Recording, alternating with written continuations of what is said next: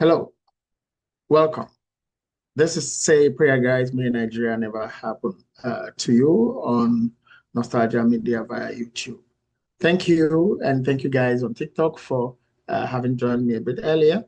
And my name is Richie Adewusi. I'm the guy who sits here and then take you through the issues that we need to go through for particular or specific editions and episodes. Today, we are looking at the issues around taxation in Nigeria and the current administration in Nigeria that has, if you like, introduced new tax laws and a whole lot of other issues around all of those. Okay.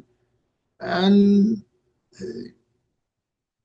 we want to start on a prayerful tone, or rather, if you like, a scriptural tone today. Right now, things just look quite overwhelming, okay, in Nigeria.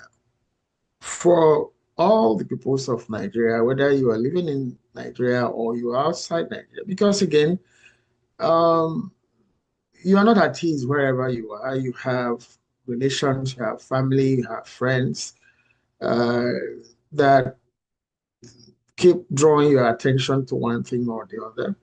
And then the almighty internet is there. So nothing is hidden, as it were, really, for much longer anymore, or at all. So the confusion, the despondency is so overwhelming that it just brings to mind, um, you know, there's a prophet in the Bible. His name was Prophet Elisha. Uh, there was a particular incident at a particular time uh, that some king sought to, you know, capture him to deal with him because he was perceived as the strength of the Israelites. And they surrounded where he was at. And his servant looked and saw the troops that surrounded the man, panicked, and spoke in his panic. But the prophet, knowing what he knows, knowing that uh, man would remain man and God will remain God. In the case of Nigeria, in spite of all the overwhelming atmosphere of hopelessness, helplessness, God is still in control. Prophet Elijah told the servant that they said, look, don't worry. Why? Because those who are for us are more than those who are for them. And he prayed for God to open his servant's eyes that he see. And that prayer was answered. The servant's eyes were opened and he saw troops of angels, mightier, more deadlier than the human troops that are surrounded where they were at. So I want to, I'm starting on this hopeful and encouraging note today because the issues are not looking nice at all. They are not looking nice. Uh, this is not about partisanship. I have said it repeatedly on this program. I am not partisan by a long shot. I am for individuals who seem to have better uh, offerings targeting the many challenges that has besieged Nigeria and the peoples of Nigeria. And that's why I talk about Peter Obi and Alhaji Rabiu Musa Kwankwaso on this program. It's not because the party they belong to or no, but like we've said, Nigeria does not, the Electoral Act of Nigeria does not recognize independent candidacy. So everyone that would seek to, seek an elective office would have to join a party, whether you like the party or don't like the party, well, you don't have a choice. You have to. So I quite appreciate the challenges that some people are having in the parties that they belong to. It's just that they'll be there. I will just, again, you see that subtitle there. A gangster administration is a question. Is that what we're dealing with? Is that what is in place right now? And there's nothing else that could, one of the things that would help us to answer that question or affirmatively or negatively is when we look at how the present administration itself is conducting itself within its own party affairs. Someone called me yesterday. Today is Friday. Yeah, this program is always on Fridays. Yesterday was Thursday. They had contested a primary for a senatorial seat from one of the states in the southwest of Nigeria.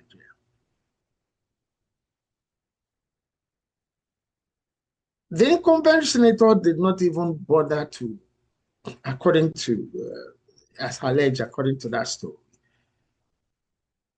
they didn't even show up for the primary. The person who was the challenger, or is the challenger, as the case may be, people voted for that candidate, and on the strength of people voting for that candidate, the candidate won. But alas, gangsterism took over. It is reported that party officials preferred the incumbent that didn't show up, that didn't even respect their party, didn't even respect their primaries, and filtered the name of the incumbent as against the name of the person who won the primaries. Now, if those kinds of things are happening within internally,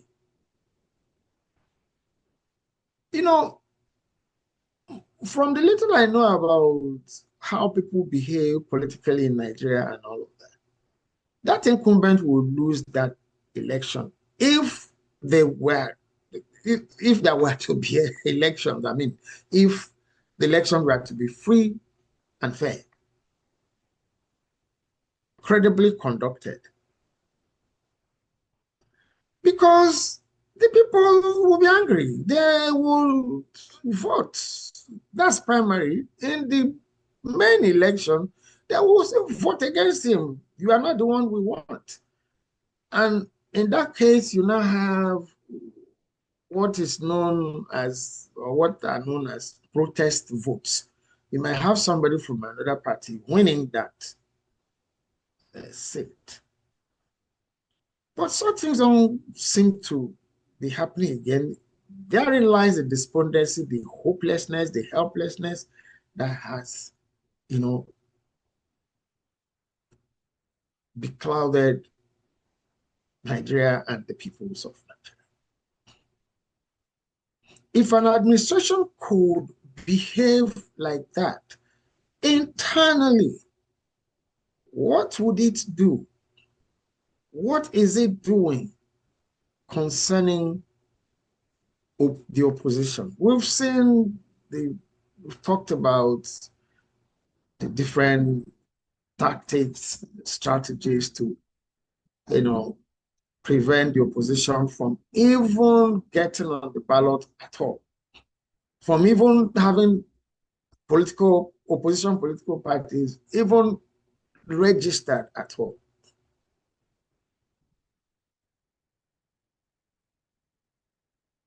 What is the essence of governance?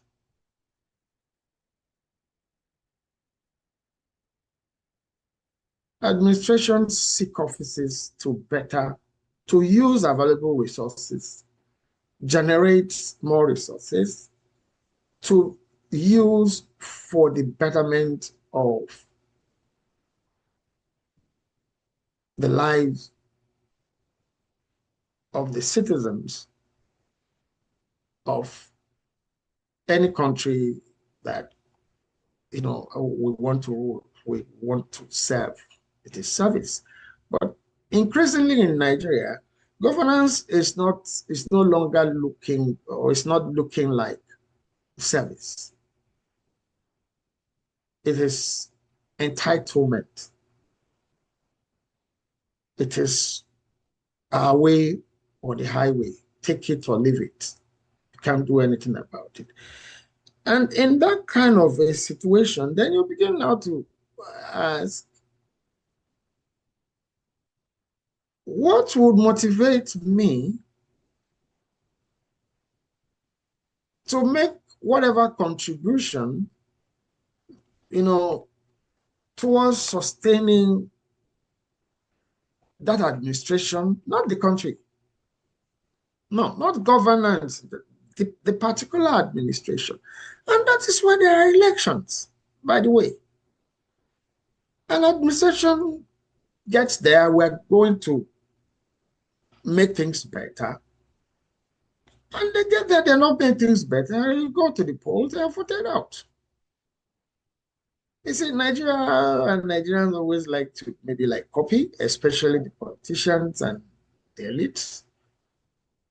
You know, President Trump had been, oh, see how strong, he's a strong man. What's happening in the US? Are the Republicans likely to win the election in the midterm? It's not looking so. It's not looking that way. The Democrats are most likely going to regain the Congress. Why is that so? Because the US has a healing mechanism to take care of the excesses of politicians, largely. It's about the voters. It's about the electorate. It's about the people. Can we say the same thing about Nigeria? No. No.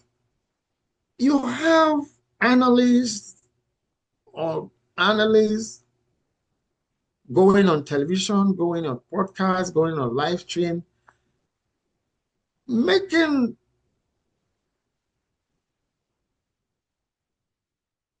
definitive statements. Elections don't count. Voters, votes don't count. Someone even say, I think it's Professor Dinkalo. I'm like, what? There's going to be a third term. Oh, there's going to be a third term. So they're even looking beyond. Why? Because the systems, the structures have been weakened. From the judiciary to the legislative to the media, everything is weakened. Even the electorate has been weakened. So when you hear such statements, what comes through your mind? It doesn't make sense for me to go to vote. Of course, the result will be, the resultant effect will be voter apathy, low turnout during elections, which enables vote rigging.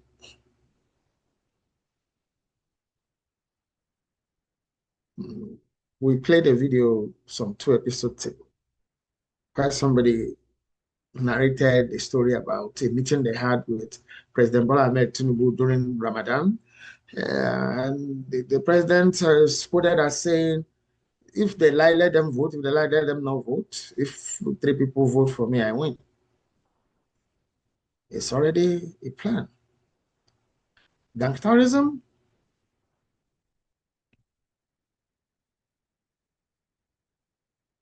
a Capone speaking, an emperor speaking.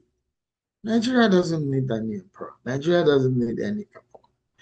And as I've established severally, Nigerians are very law abiding. Like, seriously, they are very law abiding. They still believe that something, reason should still prevail. And this present administration gets to do the right things to respect,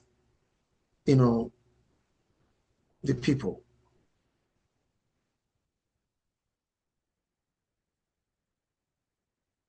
Because, sincerely speaking, I've looked around. I am not sure of what it is exactly that this present administration, the administration of President Bola Ahmed Tinubu, would campaign with to convince people that they have the answers to anything. Yet, one of the quickest things that they worked on is a new tax law.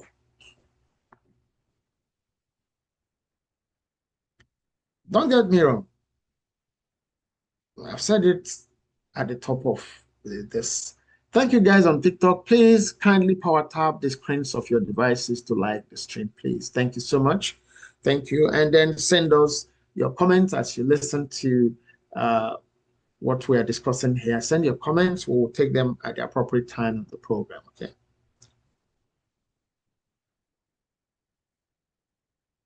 Taxation is good. Taxation is helpful.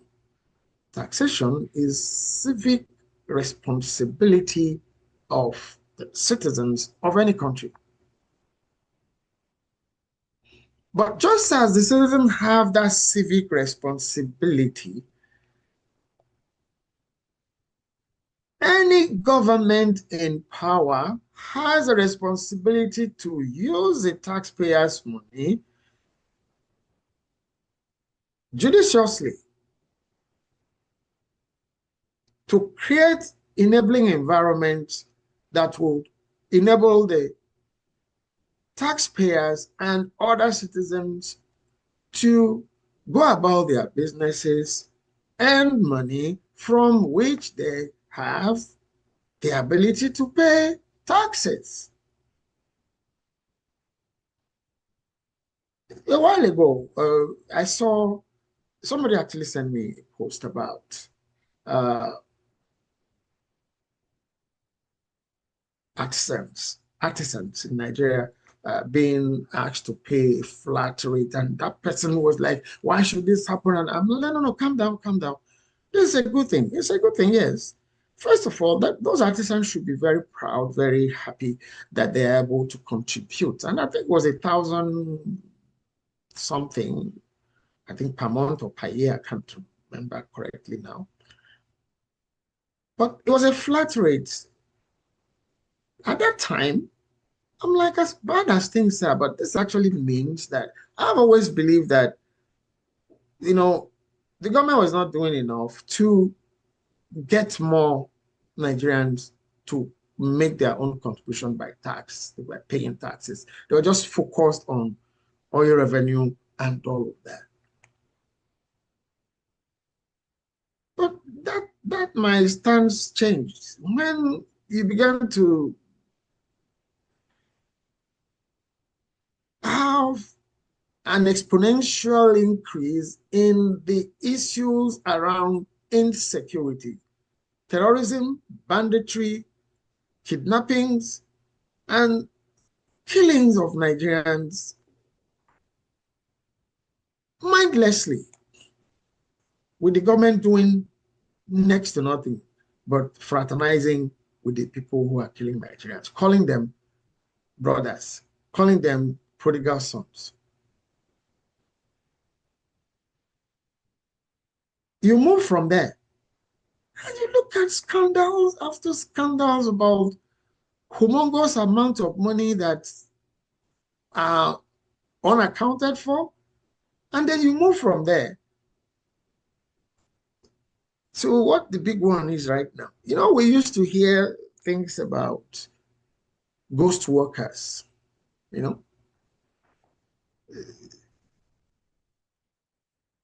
ghost workers.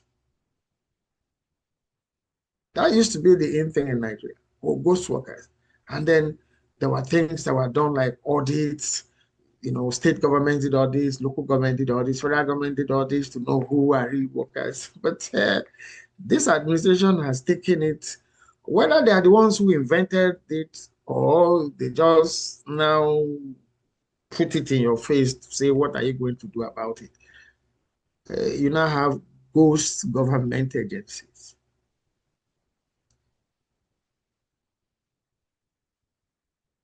All are about spending public funds.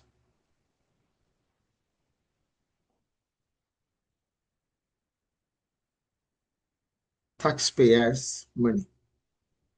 Not to talk of monies from the enormous natural resources that God has blessed Nigeria with.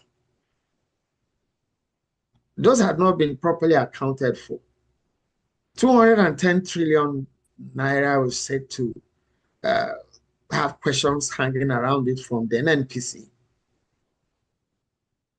The National Assembly, no, we are not going to. The committee said, arrest the person, invite the person. The Senate said, no, we are not going to. Gangster administration. Now you move from there.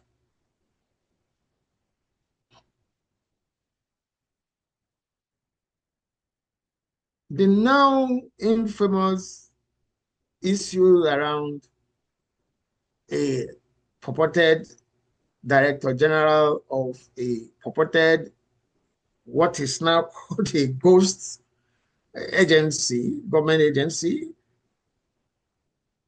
that the person who is a purported DG swears is not a ghost. The government says it is a ghost. In all of these scenarios,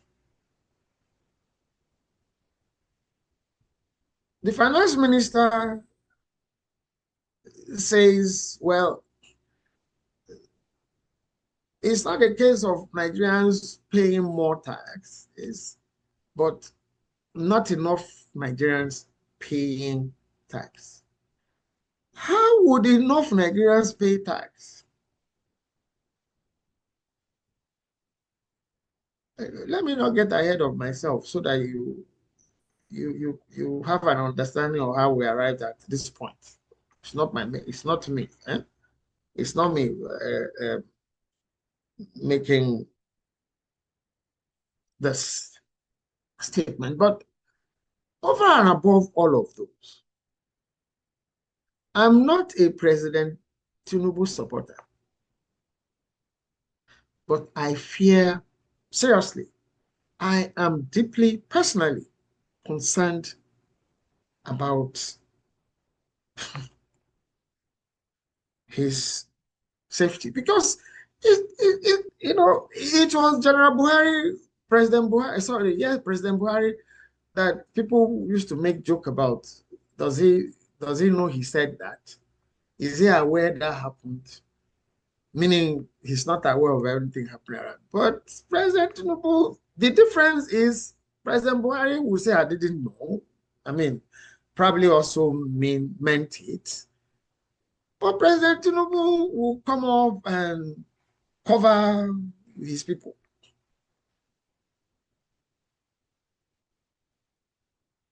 In the face of thoroughly embarrassing, fraudulent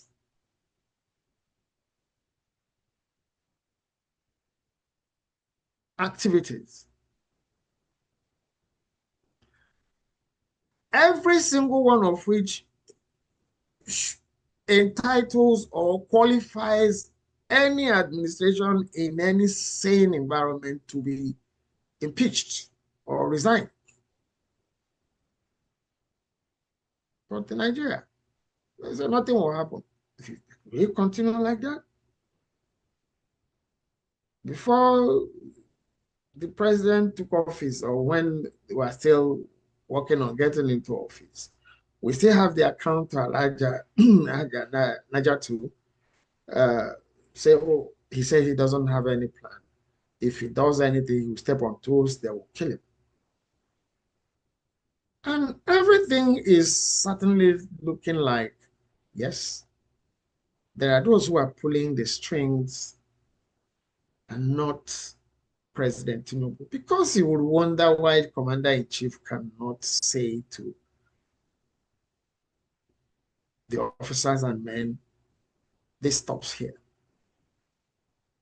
But I'm not the only one who feels that President Tinubu should be protected. He's the president, whatever anybody thinks, including myself. But right now, he's the president. So he needs to be protected so that whatever is frightening him to take the right decisions that would benefit the peoples of Nigeria, he gets on to take those decisions. Not decisions to build an empire, which is what, well, do your own so long as you allow me to do my own this way. Build my empire, have it your own way, which seems to be also who is in charge of Nigeria. There is no, the issue of the ghost agencies now, or let's start with the one that we know of, and then there's also the issue of the Al-Majri commission. We'll come to that. The issues that have been thrown up by the scandals around the alleged or purported fake DG and fake agency speak urgently to the issues of the president might actually be in danger. Because if all of those active, unless, say there is one of two things. Unless he is the one who sat with people and said, okay, let us put these fake agencies in place so that through them we can put monies. I don't know. That's not what I'm saying. But I said, unless that is the case, the people who had the guts to perpetrate the level of activities that had brought an agency like that to life, functioning for over 2 years. And now it got into the public domain because somebody was trying to say, I'm innocent. It is, that guy is the, no, it's not, no. There are many indicted people in that situation. And the chief of staff of the president is amongst the very top, yes, in that story, no matter how you set it. So the president may actually be in danger from his own camp, not outside. Here, I want to play you a video. And when I watched this, I'm like, wow. Just corroborates, or rather speaks to what I was thinking. I'm like, okay. I want you to watch this video and listen to this gentleman. Okay, we'll return. Now, your take on this fake agency scandal and what some people interpret as Gajagate. And then, of course, what will you recommend as the next steps forward, beyond the fact that, the accused supposedly fake director general of a presidential agency, which they say is fictitious, is supposed to have a day in court on July 27. How, in the first place, would this kind of scandal occur? Who dropped the ball? What is the remedy beyond going to court and all of that? Where is accountability? Where is transparency? All of that. Thank you very much, Dr. Ruben Abati. Good morning, Nigerians.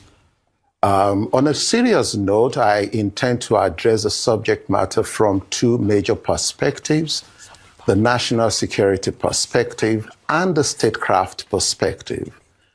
And I'll be taking my departure from Chapter 6 of the 1999 Constitution, particularly Part 1 of Chapter 6, which describes the office of the president, around which the presidency, the institution that is now within the ambits of the searchlights of this controversy. You'll recall that Chapter 6, Part 1 says there shall be an incumbent president of the Federal Republic of Nigeria, and he will have appendices of office and paraphernalia with which to run and administer the Nigerian state. When you take a look at the ongoing conversations in public domain, we are left with no choice other than to refer back to that same question that Babachiro Lawal asks: who and what is the presidency of the Nigerian state?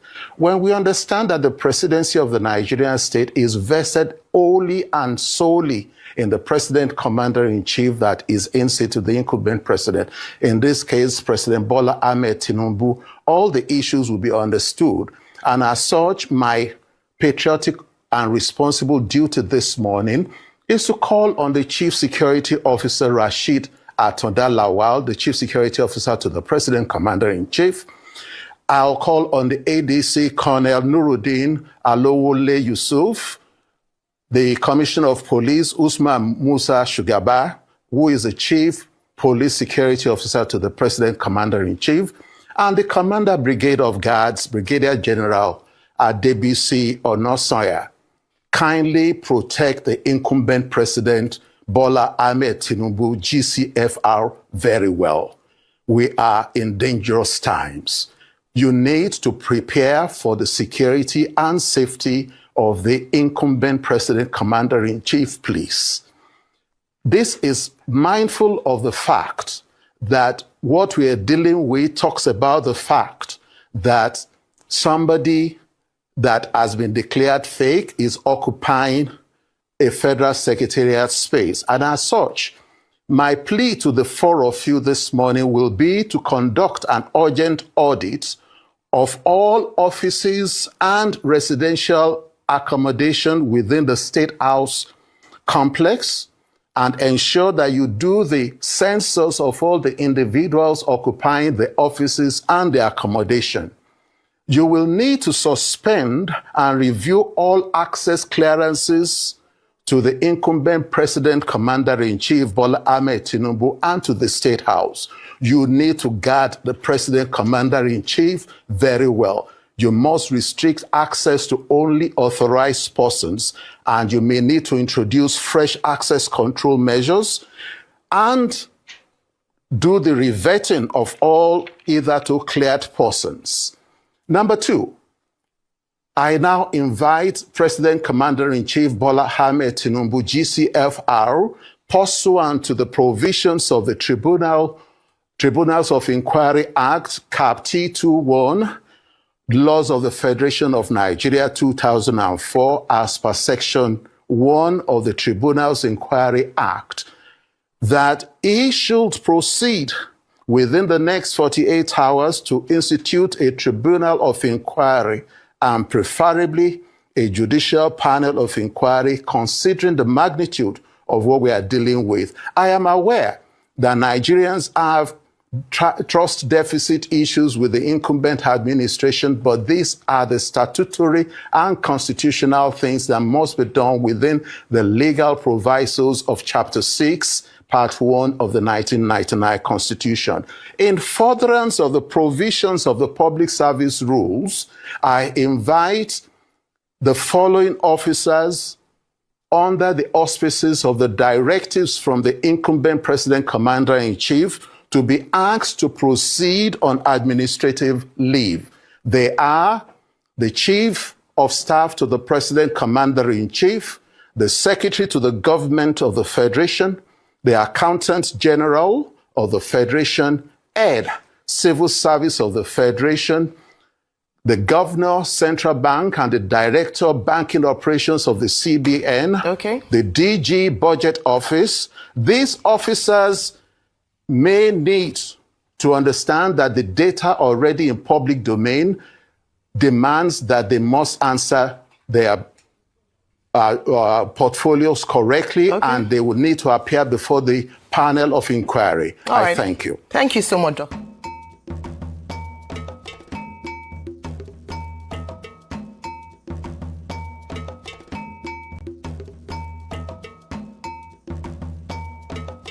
Welcome back. Well, that's a long one, but it's a very important video. Very important video. I doff my hat. You know, I'm not wearing one, but just imagine it. Okay. So that gentleman. In a sane environment, that's the minimum. The things he mentioned, first, I agree. The president needs to be protected. He is surrounded by sharks and barracudas who don't really care about him. Really. There's a reason why a word spelled betrayal and backstabbing still show up in the dictionary and in global word usage.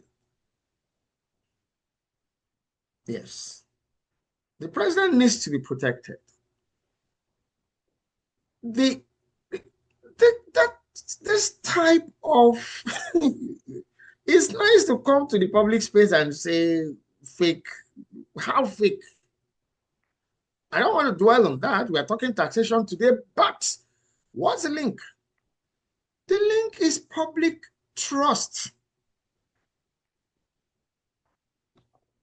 A new tax law is not a silver bullet. It's not a magic wand. No.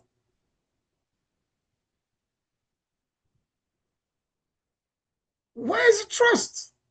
What are you done? What have you done? What are you doing with the funds that are at your disposal? Funds that are said to have been being spent on security, and there's insecurity all over Nigeria. Funds that have been being said to be used on infrastructure, and where is infrastructure? It's high time, you know, the peoples of Nigeria stopped being sentimental about party, about tribe, about religion. Please focus on issues, because some of you are still clapping for people who have failed you and who have no plans. They certainly have no plans. They have no shame. They have no embarrassment. You will see as we go on. It's not just me saying, I'm not abusing anybody. I'm only just reporting what is out there already.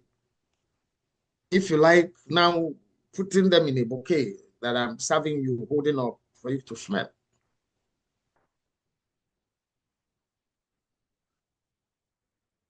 And the administration doesn't feel it should or is accountable to anybody for anything.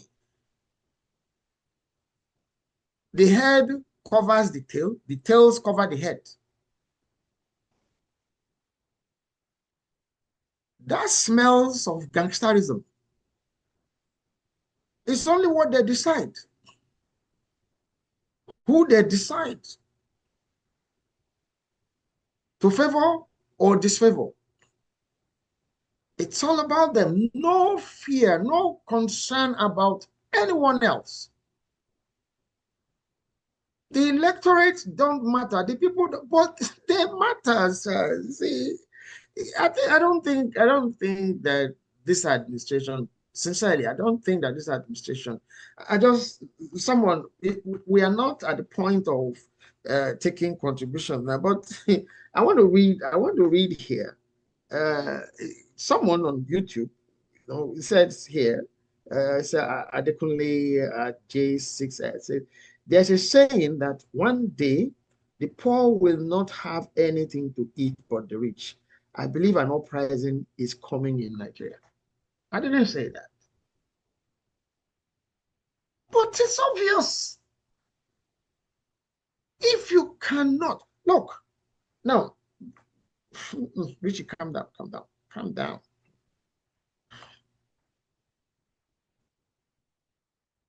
You heard what that gentleman, the advice he gave, quoting appropriate statutes.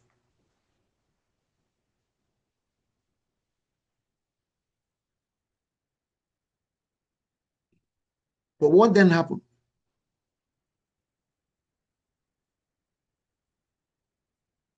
The president goes online, live TV,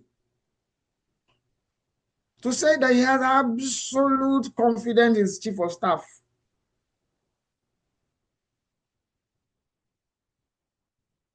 Sir, you are the president of Nigeria, or you are not Nigeria. You are not Nigeria. Some people occupy that post before you. Some other people will occupy that post after you. So it makes sense to remember that and to act in ways to remember our humanity.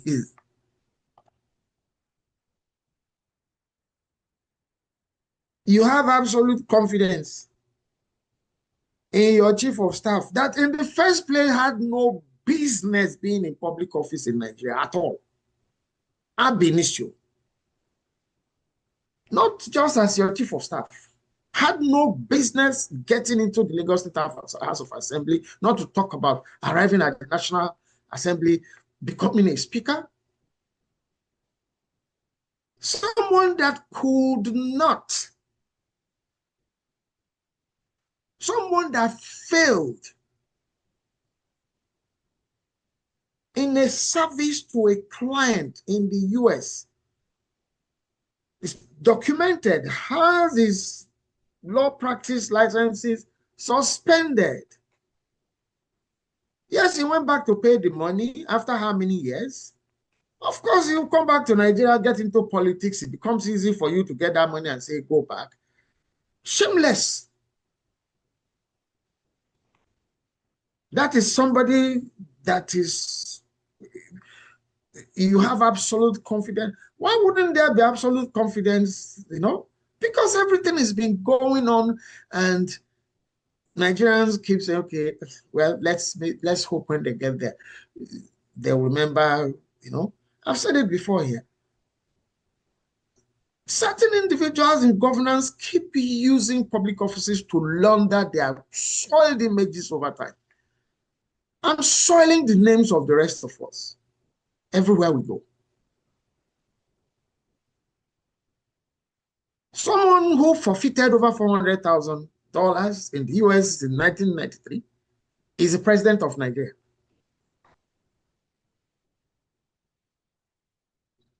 And you expect what magic to happen in accountability and transparency and credibility?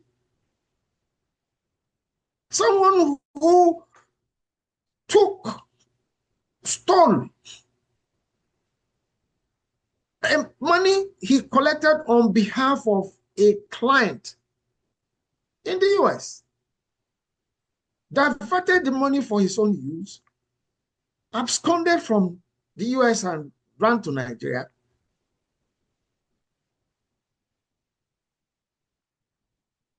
What do you expect? No, what do you expect? When would the peoples of Nigeria begin to question? That's why they could say forgery is no longer grounds for disqualifying anybody for seeking elective office. Gangster administration. And why is that possible? Because you have the legislature in your pocket, populated by mostly by people who should be in jail, from the Senate president to a whole lot of the people in that Senate. Cases with the EFCC not resolved, but images being laundered, public office, immunity.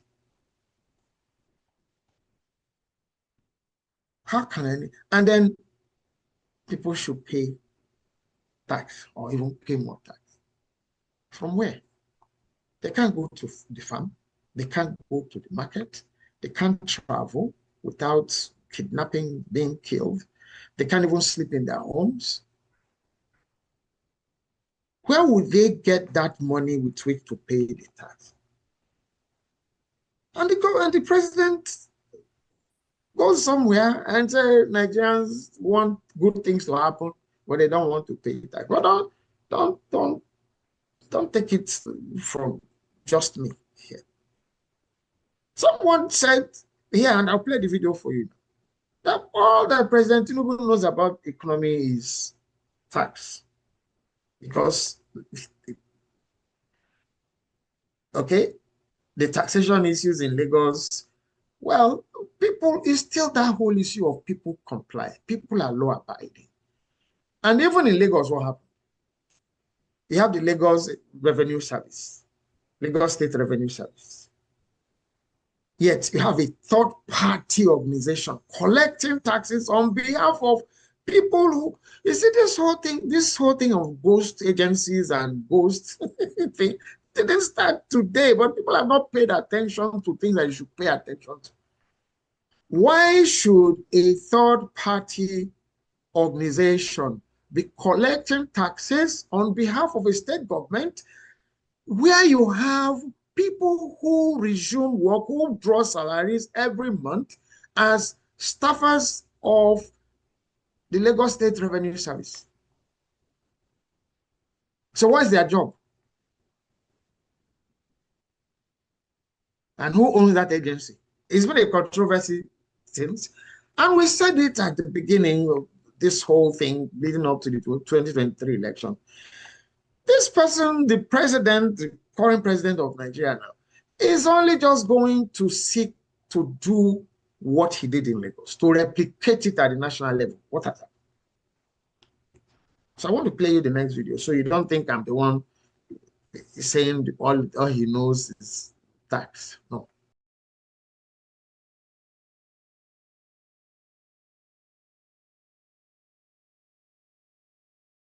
When Tinubu stepped forward to become president of Nigeria, and everybody was taunting what he did in Lagos, I always told people that there are only two things, only one thing Tinubu did, and the only way he understands the economy and how to fix it is simple.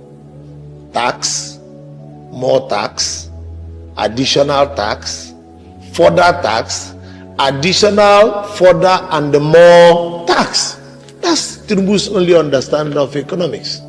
Beyond tax, more tax, additional tax, further tax. Tinubu doesn't know what next to do with the economy. And who is he going to tax? The man you're coming to tax is already bare bones. So what is he doing? Lagos to Ibadan. Tell us how many kilometers he has done so far under his first tenure.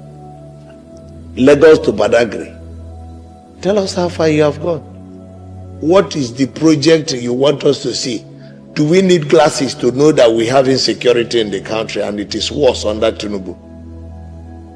Do we need glasses to know that there is no electricity in this country and that himself said if he does not give us power, we should not vote for him? Do we need glasses to know that there is inflation and we can no longer buy things in the market? Do we need glasses to see the meter when we go to buy fuel that the price has now increased to 1,400 naira per liter? Is it him that pays our bill when we go to the meter to buy petrol? So why do we need glasses to see the meter? Is it not from our pocket that we are paying? Do we need glasses to know that people are fleeing from this country out of hunger? What glasses is he talking about? If he wants to do, if his own glasses are giving him problem, I think he should approach an optometrist to give him a better lens so that he can see clearly the damage he has done to Nigerians.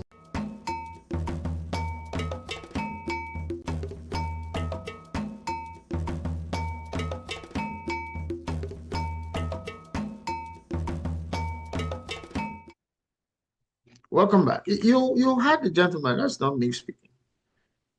And that seems to be true. Because apart from you have to pay more tax, borrow money, to do what? Okay. Oh, super highways. Have you ever stopped to ask yourself the question why the emphasis and concentration on highways?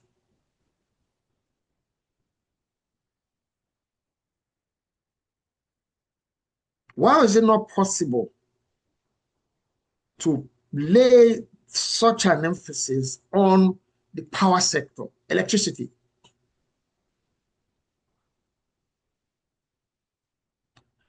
If you did a poll in Nigeria and asked them, what do you want? What do you prefer between superhighways, if they ever get finished? This is not the first administration that will start such projects, because nobody has been being held accountable for unfinished things for which humongous monies have been spent. They start it, they know they're not going to finish it, but then the monies have been budgeted, proper processes are not followed to award contracts. You say you award the contract because you felt that that organization has performed well. Your money for a construction project of $13 billion, good feeling about a company, it's not your money. Yet you're asking people to pay tax. But they hear such things. They know such, they see.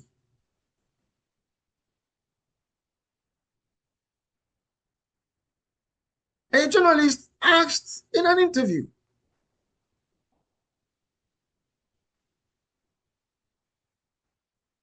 the Minister of Works, the highway, the coastal highway that you're building, could you please say how much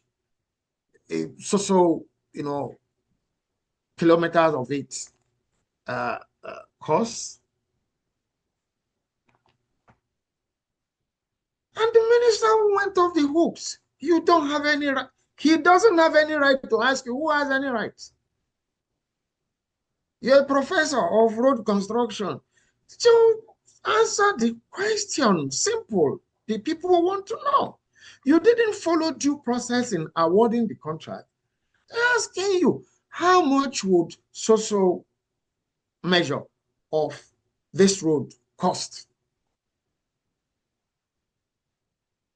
Chief Tate, that response has not been given. Just like in many other areas, that responses. And then we're saying, who are the people who answer questions in that regard? They're gangsters. What are you going to do? But Nigerians are watching. So what would encourage more people to pay tax in such a scenario where you don't want to tell them what you are doing with their money or how you came about, spending that money? Yet, President Tinubu says Nigerians want good things. They don't want to pay tax. What are the good things that Nigerians want? Taxation is the civic responsibility of the citizens. What you use that tax to do must be to better their lives. I am not aware that there's any portion of the tax law that talks about the citizen, the taxpayer, getting any percentage of the tax he has paid back at the end of the day. I mean, directly, not in terms of, oh, we built roads, we built dams, we built Almajiri roads in Ekiti State and in Ogun State. I don't know what Almajiri project are doing in Ekiti State and Ogun State. We'll come to that. Come on, calm down, calm down.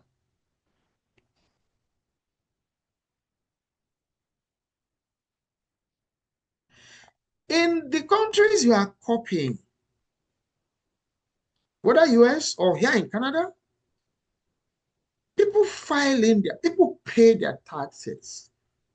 Some, okay, most pay their taxes willingly for so many reasons.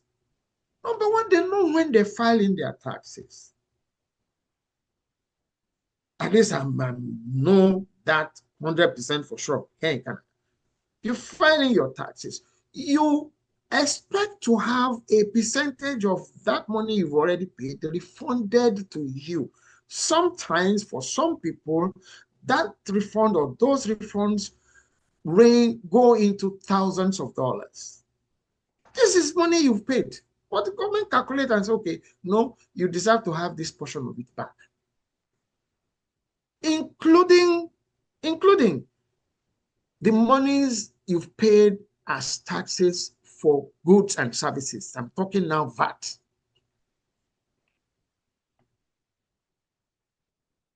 In a place like Canada, the federal government refunds what they call the GST. That's on your VAT things. For some people, they refund those monies quarterly, lump sum quarterly. For the old tax year, for some taxpayers, that rebate or those returns on goods and taxes on goods and services are divided into monthly returns to the individual taxpayers, deposited directly into their bank account, or checks sent to their addresses. No lobbying, no phone calls, no follow-up, no come and carry file, come and bribe this person before. No. In some cases, and I should say in most cases, those monthly refunds for taxes paid on goods and services are enough for some families to buy groceries for the month. That's direct cash returns. Excuse me.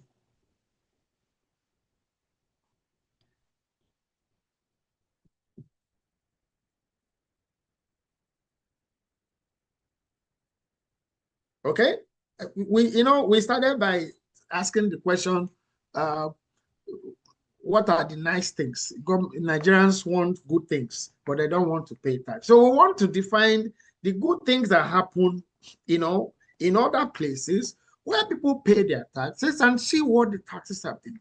Now, that's direct tax refunds to taxpayers. Generally, here in Canada, for instance, There's a universal health coverage for basic healthcare services. You are a citizen or a permanent resident, or even if you are an immigrant on seeking asylum, you have that coverage temporarily. You have the card that you could use to walk into health facilities and you get services. There's a video I'm going to play for you later. The person who would be speaking in that video, I think, was at one time the person who was in charge of national health insurance scheme in Nigeria. But today he's complaining. Okay. I think he was the one. The health insurance scheme in Nigeria, what is it about? It was money for the boys. Create enabling environment for HMOs, health management organizations, to be created, and all. Like the US, where it is the lawmakers that block citizens from getting health care coverage because they need to make money for their friends in the insurance industry. Must you copy the wrong thing? What kind of healthcare coverage does the taxpayer in Nigeria have?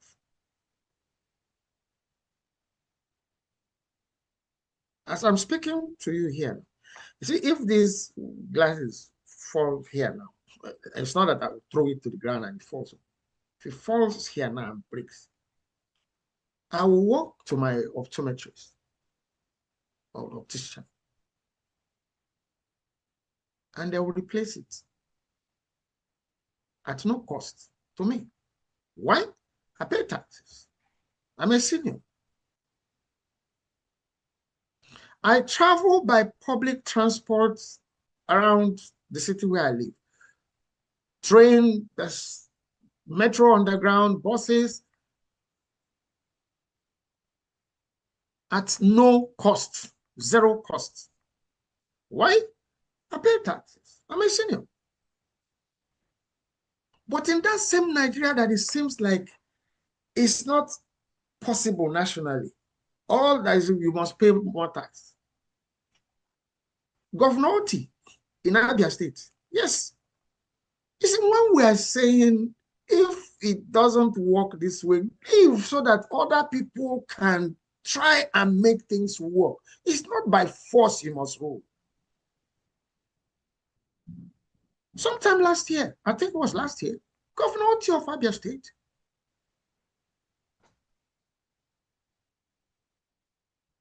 made provisions for elderly people in that state. Health, periodic payments, and all of that.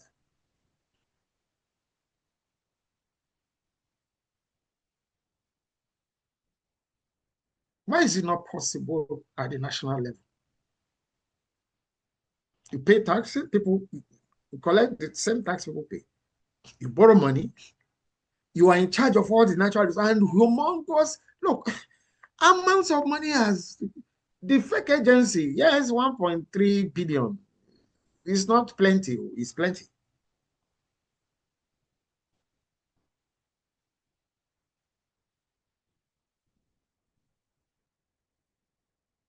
Let's hear President Tinubu will come back. So I'm not quoting him out of context, okay? They will say you want good things, but you don't want to pay tax. Let's hear him, and then we'll move on. Let's hear him. Nobody wants to pay taxes ordinarily. Nobody. Taxation is not friendly to the wealthy, to the middle class, and to the poor. Every human being expects development. But the question they don't answer is how do you pay for it? You want a very good highway, but you don't want it to go through your land. How do you develop? You want good hospital, well-equipped hospital, and you don't want to pay taxes. How do you care for the vulnerable? And how do you protect the future of the children? How do you even research and develop? Pharmaceutical industry, we remember COVID-19, we remember what happened to the world at large. So in a world that you cannot predict what exactly you must do, you must think from where the source and application of fund should be engineered. Tax is a priority. A citizen that pays taxes is a citizen, whether corporate or individual. If you are not a taxpayer, are not exempted, then you are not a citizen.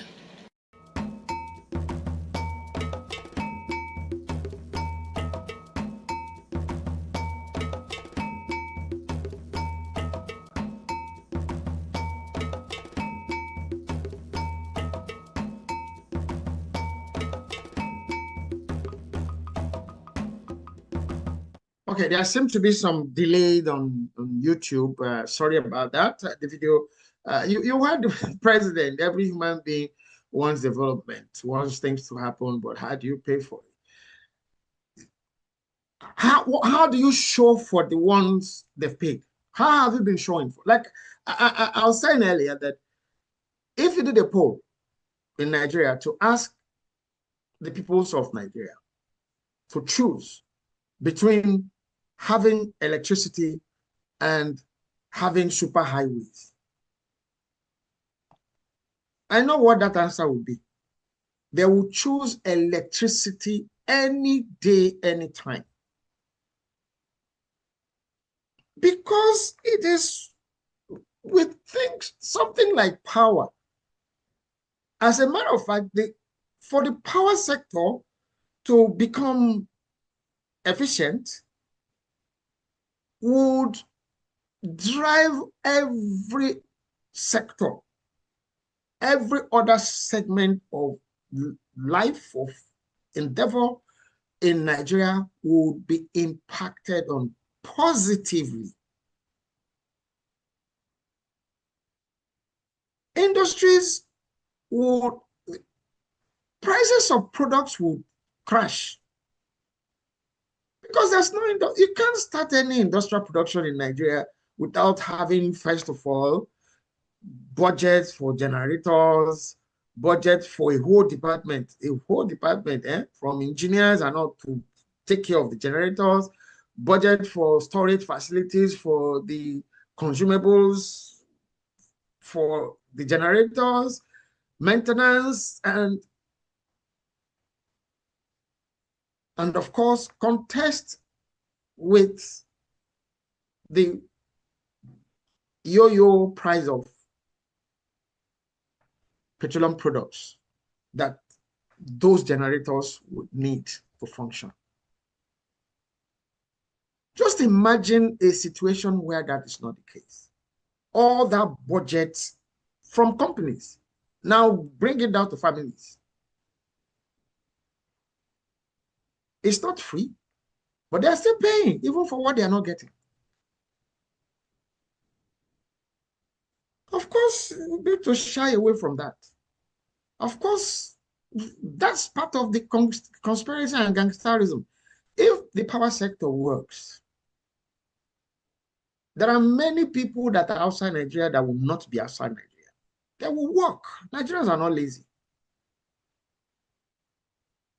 If there's no problem of insecurity,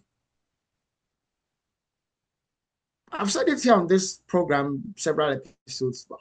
Nigerians have gotten used to being their own power generating company, being their own water corporation, even being their own road construction companies in their neighborhoods and all of that. But when it came to the issue of insecurity, how now do you want to be the one to protect yourself? And the president is talking about people want, where are the good things that they have seen so far? And why have they not focused on the power sector? Because that would have immediate, people will see that you're lying immediately.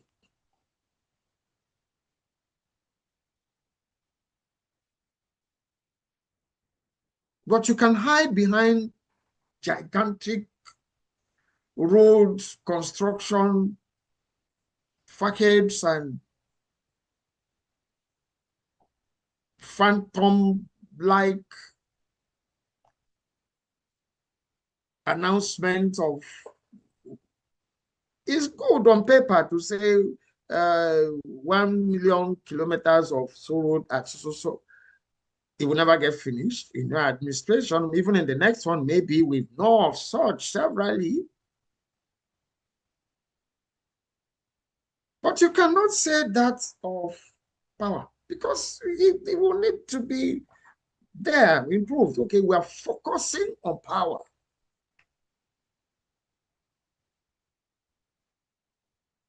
As important as roads are,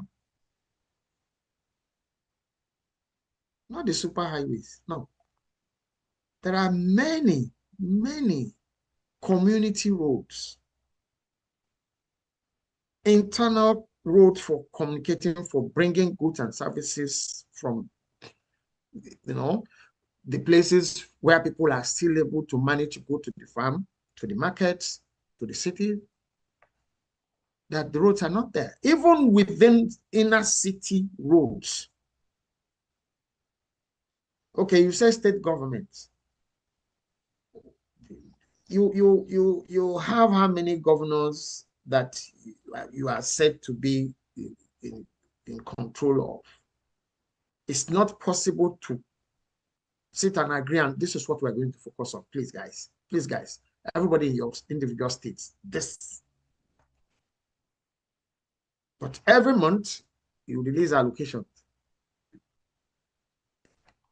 and appropriate part of it to track back for politics, for election. Not me saying it, it's documented. So I have said to you, people pay taxes in other places that you are looking at. They see the benefits of those tax payments. From cash refunds to affordable goods and services. Goods, services, healthcare, transportation.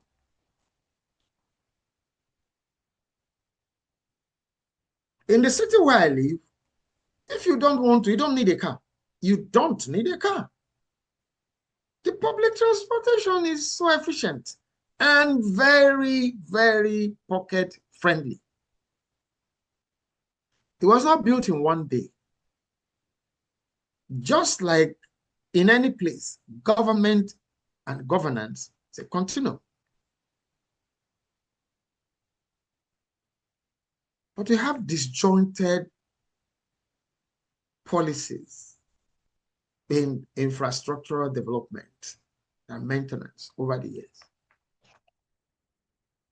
That in a suffering environment, in an impoverished environment like Nigeria is right now, embarking on such humongous road construction project that you do not even follow due process is not the answer to anything. It is tomorrow, but people have to survive today to get to tomorrow. Legacy for who? For who?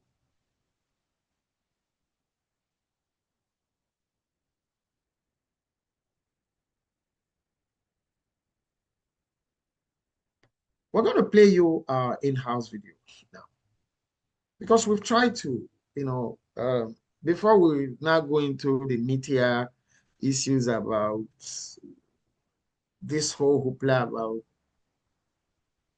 ghost government agencies and ghost DGs,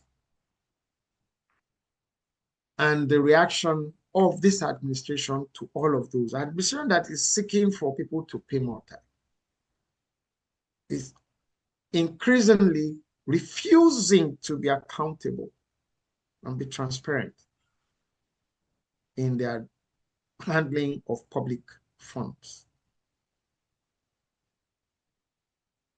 And development issues, starting from security. So please kindly take time to watch our in-house video. We are featuring Abamiyeda himself again today in our in every week we produce, every episode we produce an in-house video and focus on the Nigerian creative. Today we are focusing on Fela and the song he did in 1980. 1980, I left secondary school, 1980. Authority stealing. You be thief, I know be thief. You they steal, I know they steal. You be robber, I know be robber. You be arm robber, I know be arm robber. 1980. No change. Authority stealing, pass arm robber. Same thing. Whether fake agency or no fake agency, the important thing is the bottom line is somebody is stealing public funds.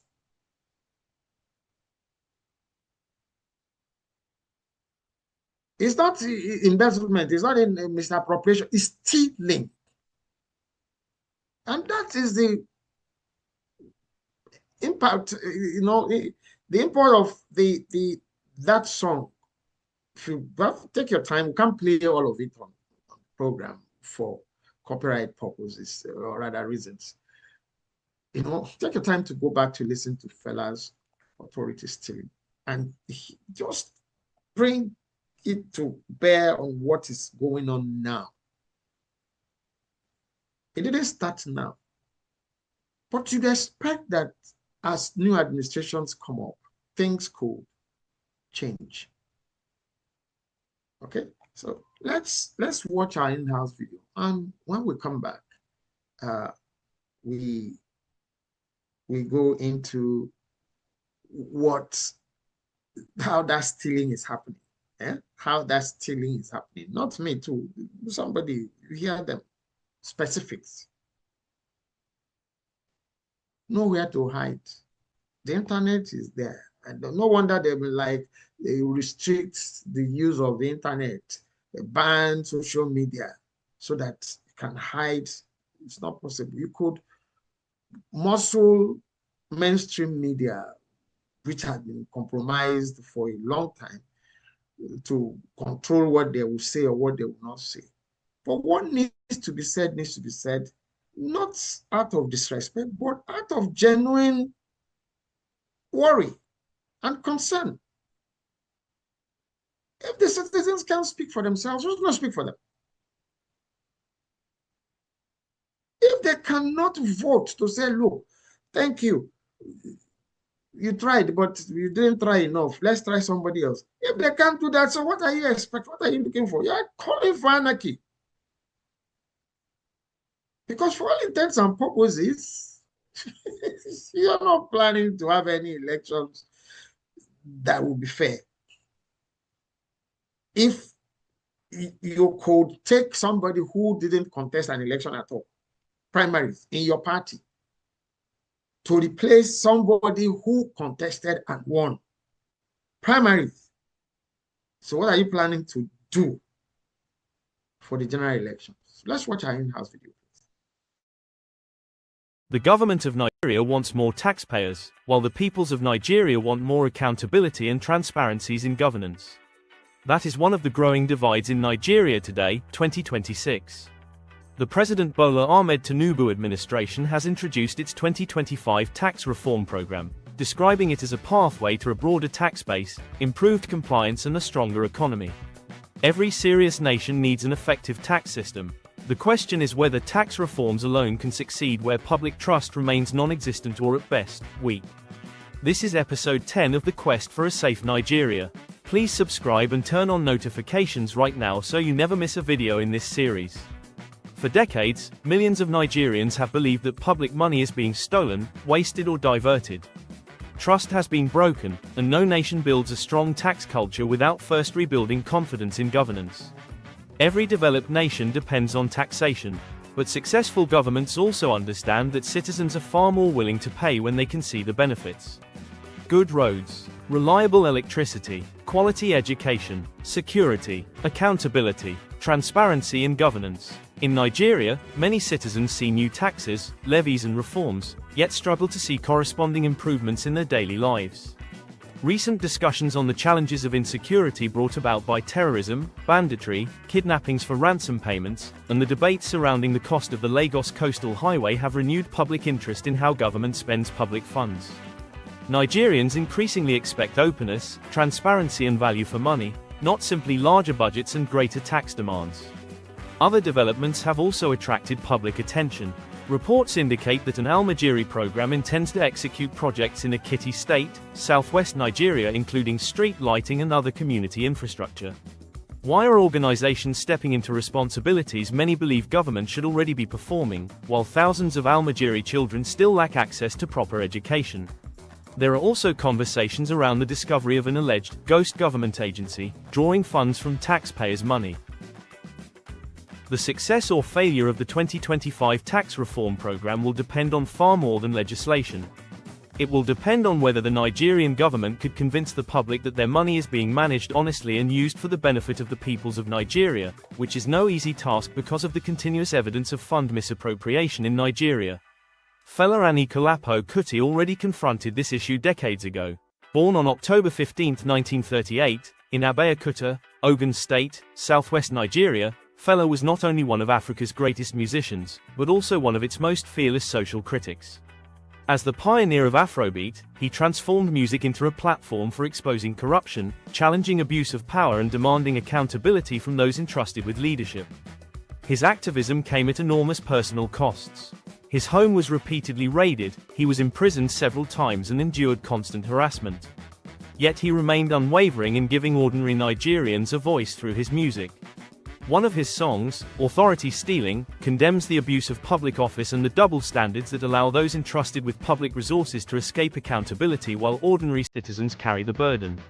Decades later, its message still remains as relevant as ever.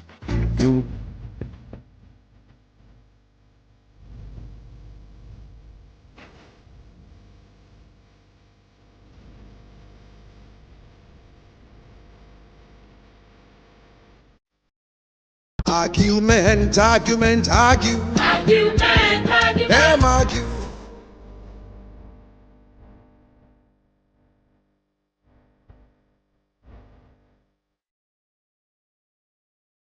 Tax reforms must be accompanied by governance reforms. The Nigerian government should begin by reducing wasteful public expenditure before asking citizens to contribute more. Every major public project should have transparent costs that are publicly verifiable. Budgets should be presented in language ordinary people can understand, making it easy to follow where every naira is allocated and how every project is progressing. Corruption cases should be investigated thoroughly and concluded without fear or favor. Above all, government should create an environment where businesses can flourish, investments can grow and more Nigerians can earn sustainable incomes from which they are able to pay their fair share of taxes. A stronger economy naturally produces stronger tax revenues. When citizens can clearly see that their money is being managed with integrity, paying taxes become less of a burden and more of an investment in their country's future. Nigeria's greatest tax challenge is therefore not just about revenue generation. It is about credibility, accountability and transparency. Our full live stream goes much deeper on all of this. Please watch it at May Nigeria Never Happen to You and bring your questions. Thank you for watching. Please share this video with everyone you know with interest in Nigeria's development and well-being. Please subscribe and turn on notifications so you do not miss the next video. May Nigeria happen for all its peoples, and for friends of Nigeria.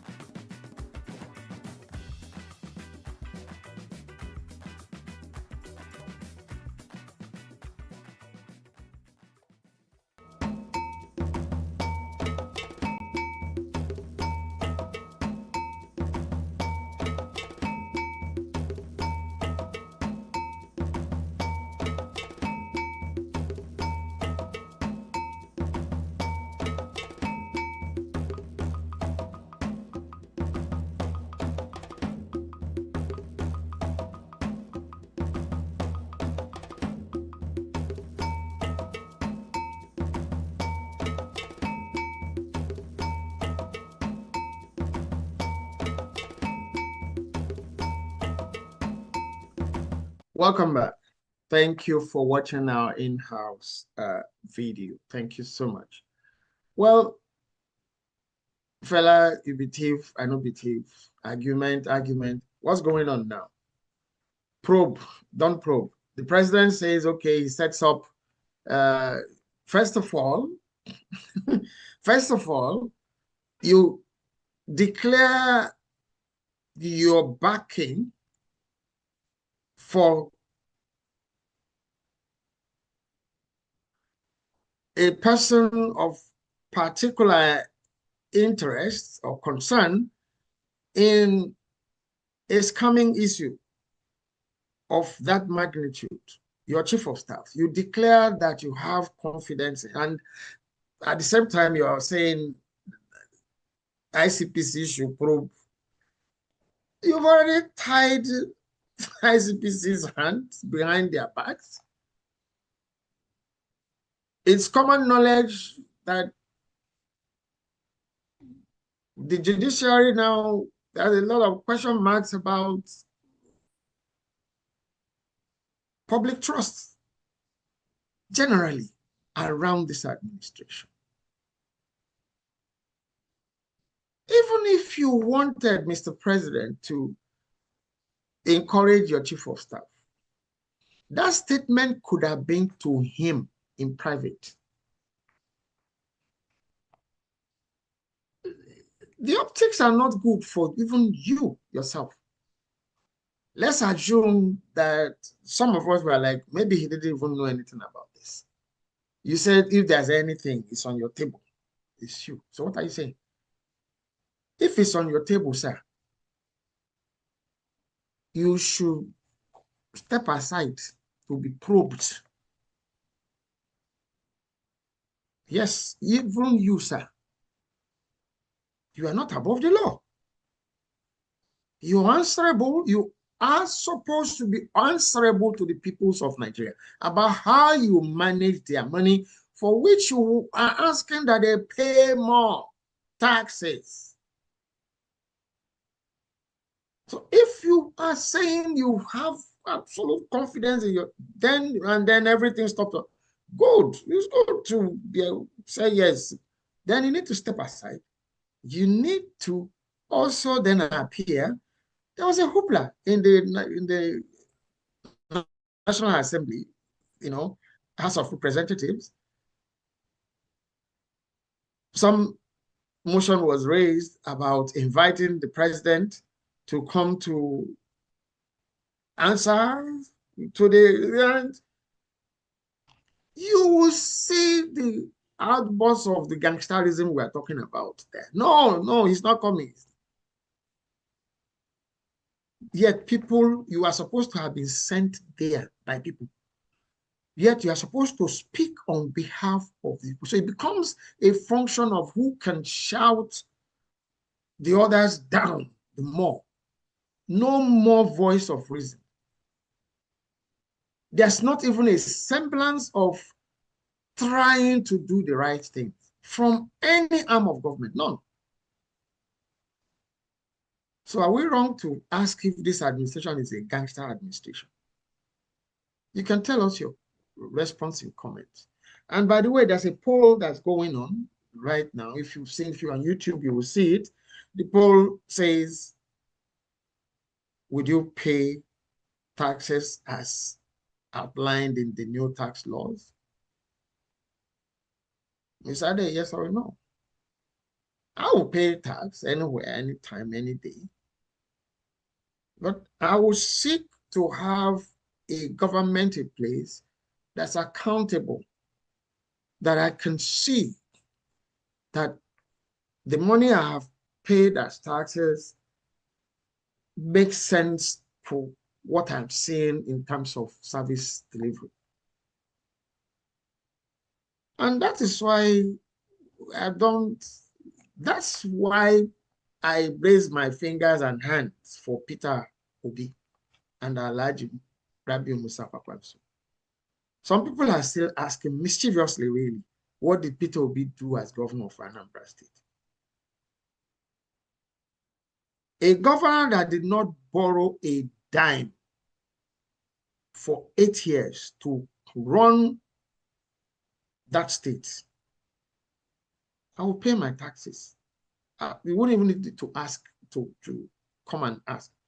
I remember in those early days, immediately after the Civil War, that's my first time of experiencing such things, because we were in the village. People will block the road, they are collecting tax, they are forcing people, they will seize their bicycles, seize their goats. That's where you're headed now. No. No.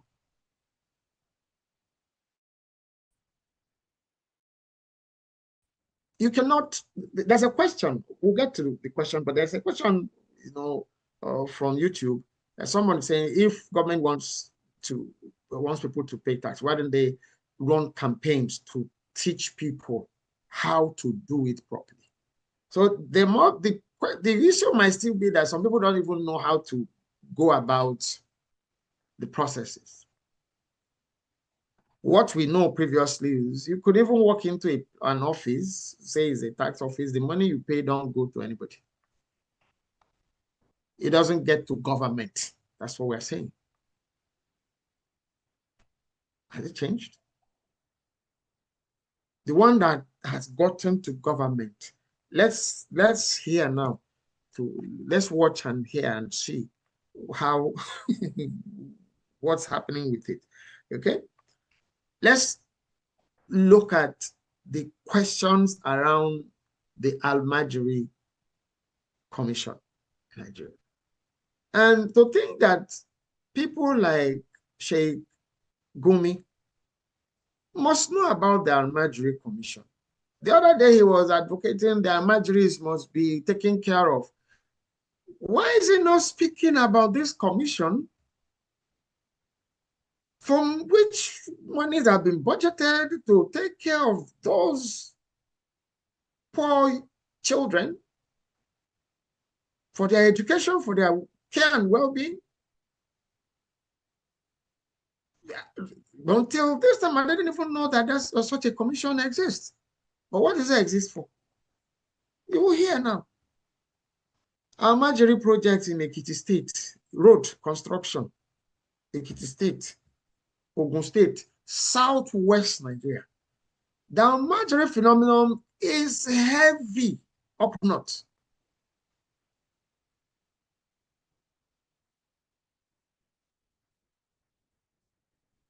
Yet, you are spending money in billions in the southwest to construct roads. And there's a very laughable one. Even in the north, where you're spending billions down southwest, there's a budget of 70 million, I think it was 70 million, to construct or to install solar lights around our Majori school. 70 million. Building road network in the southwest with funds in the budget that's meant for Al-Majri program. Let's watch. You don't hear it from me. Maybe you didn't also know, like I didn't know. It's a research while we are preparing for this. I'm like, oh, why are you kidding me? Okay, let's go.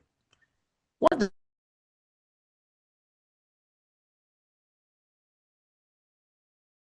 National Commission for Al-Majri in Nigeria, wonders shall never end. This is not fairy tale. It is fact contained in 2026 budget operating currently in Nigeria. If you are in doubt, check pages 2287 to 2790. You will see the budget of National Commission for Al-Majri. The commission is primarily aimed and targeted at checkmating and addressing the menace of Al-Majri system in northern Nigeria, particularly in 19 northwest of Nigeria, particularly in northwest and northeast, where you have over 30 million out-of-school children, mostly made up of Almajiris. We thought the Commission would limit its own mandate to the issue of Almajiri. But alas, 2026 budget in Nigeria has disclosed an opposite mission.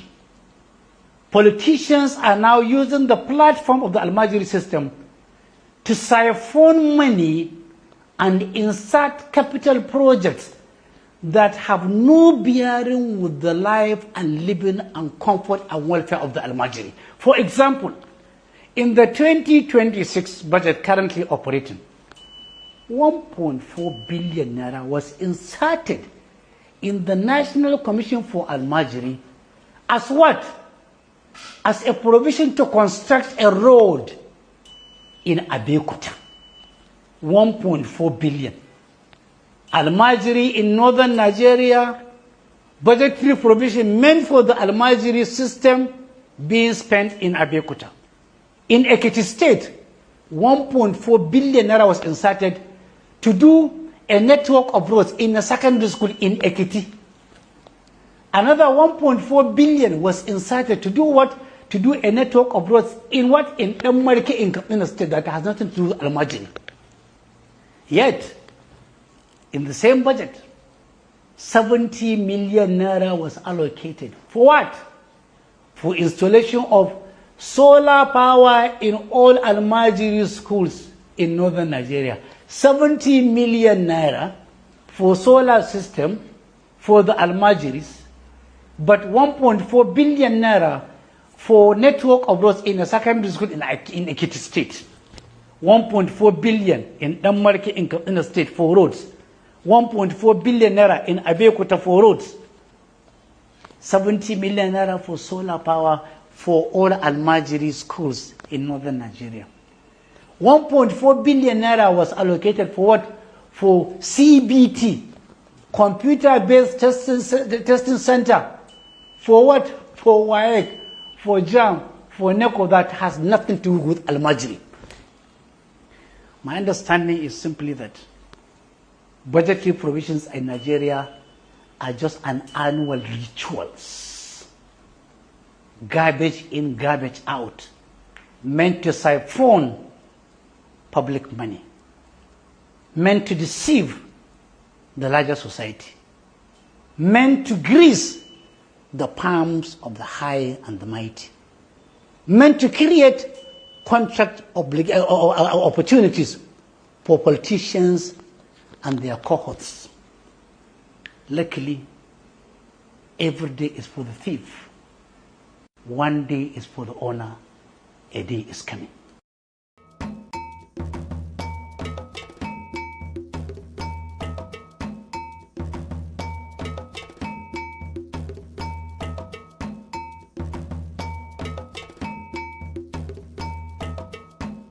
Welcome back.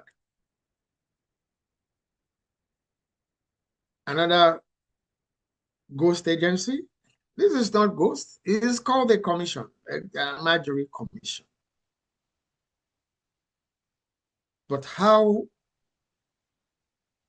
is the fund that's been allocated for the use to take care of the needs of those poor children and young persons in the Almajiri system in the north of Nigeria, not southwest at all?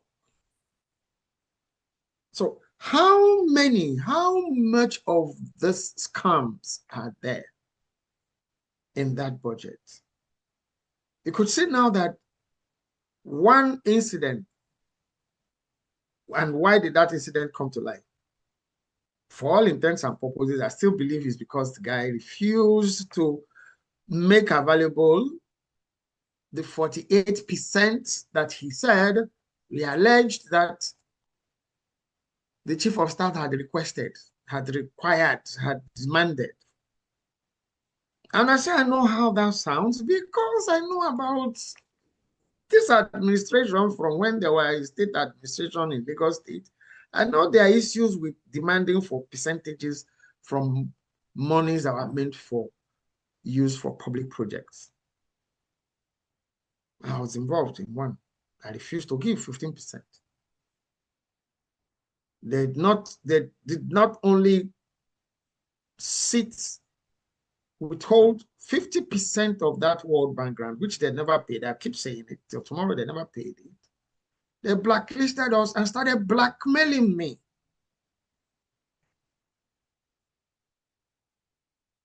Labeled me a whistleblower.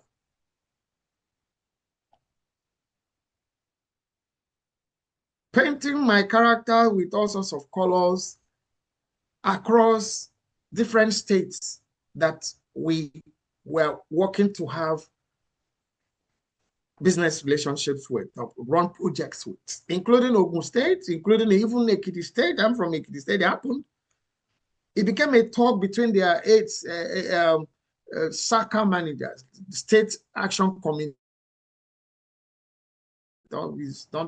It's bad news. What's my bad news? That I will not give bribe. That's why I'm bad news.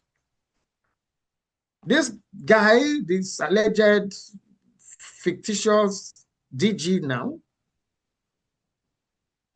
is in the public domain because, okay, we'll show you, we'll deal with you. Of course, that's how gangsters behave. If not for the public outcry, and public outcry for what purpose really now? The president has, yes, the Capone has spoken. Nothing. Okay? And don't take my word for it. Let's hear President Tinubu. Okay? Say he backs Gbajabiamila. And after it, we're going to play the next video immediately. After it, I want to take a listen to who that Gbajabiamila had been.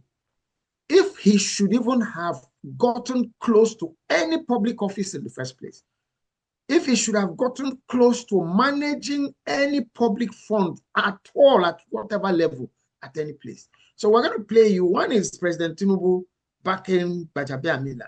The second one is the person that they love to hate, you know, called troublemaker, for speaking the truth, for calling people out to be answerable to the things that they have done or they are doing or they are saying they are going to do. So, okay, it's in the second video. So we're going to play the two videos back to back. One, somebody says, I have absolute confidence. Somebody says, no, this guy, he has a deficit in terms of trust and confidence. Let's listen to the videos. I have absolute confidence on the integrity of my chief of staff. All the issues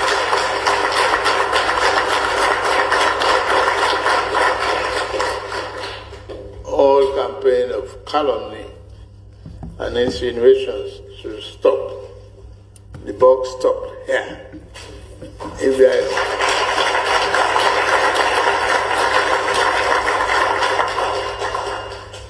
If I make mistake, I'm ready to own up to it. I've already spoken about it.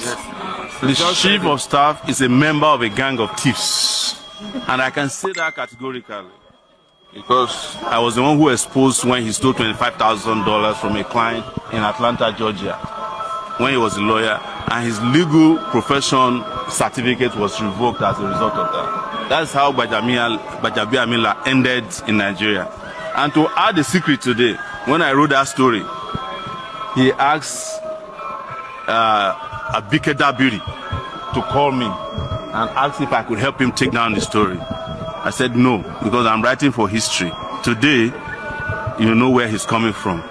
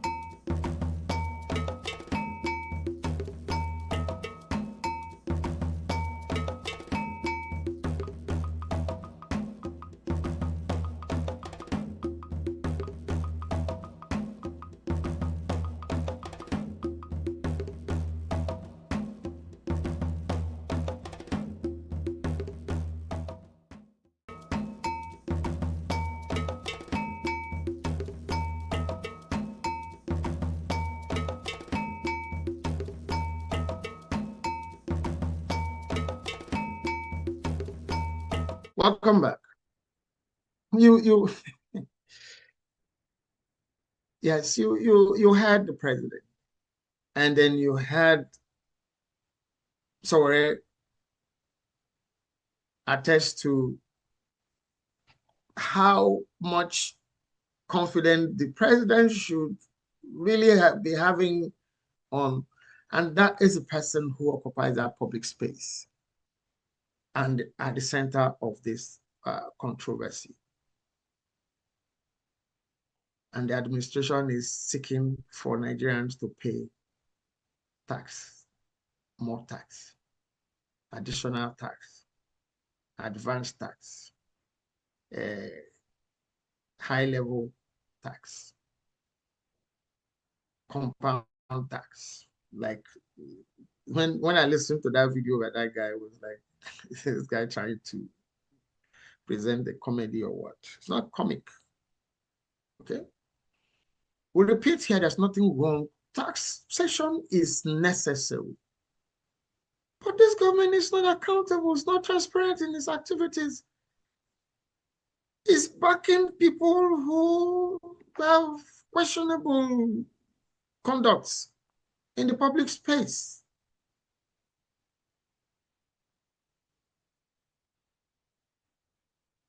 So who will pay that tax?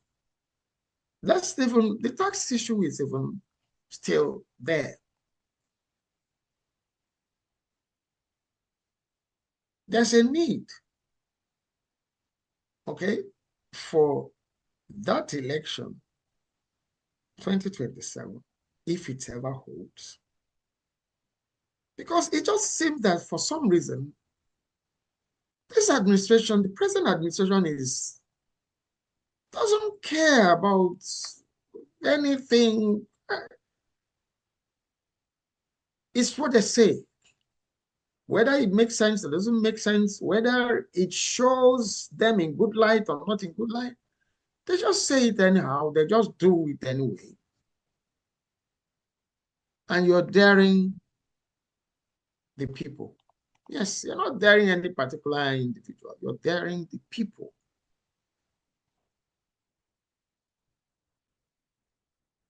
You have not pocketed the people. You have not pocketed the people. No one can pocket the peoples of Nigeria. And that's why we're still saying that this government, this administration, has a ready-made get out of jail free card, ready-made with their names on it, as they seek and work on conducting free, fair, and credible elections. And as part of that election, because don't wait to do this one and no, as part of that election, on the ballot, there should be the issue of how do you, as the peoples of Nigeria, want to relate, coexist with yourselves. There's a purported bill, I don't know, I still don't know how true it is, that is supposed to come into effect in October, I think, about transitioning Nigeria into 4 tiers of governance, or government and governance. Federal, whichever other one comes first, whether the regional or the state, and then local government. It's not going to work. It's the same thing about these phantom agencies now, Almajiri Commission building roads in Ekiti. The question we keep asking here is who is going to be in charge between the state government and the regional, whatever you call them, commissions? There's so much duplication, tending to confusion, tending to nothing being done. Where my mother comes from, they say the goat that the whole village owns, they say it normally usually would die of hunger. Because the other people will say is that those people that will feed it. The other one will say, oh, by now, those other people have fed the goat. they go to die of hunger. That is what that thing is going to. It's just another job for the boys to create offices for party sycophants, solving no problem, not the unity problem, not the developmental problem, none at all, none. The peoples of Nigeria should be able to say, you want to transition back to regional government, let it be regional governance, which means that the states will collapse. The regions can have provinces on their own, you know, what they want to administrate at lower levels and all of that. Yes. But this whole idea of still controlling everything, allocating it's not going to work. It hasn't worked.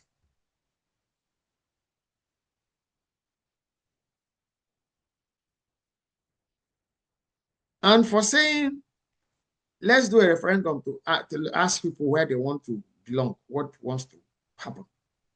You put Nnamdi Kanu in jail. He's still there. He's still there. Meanwhile,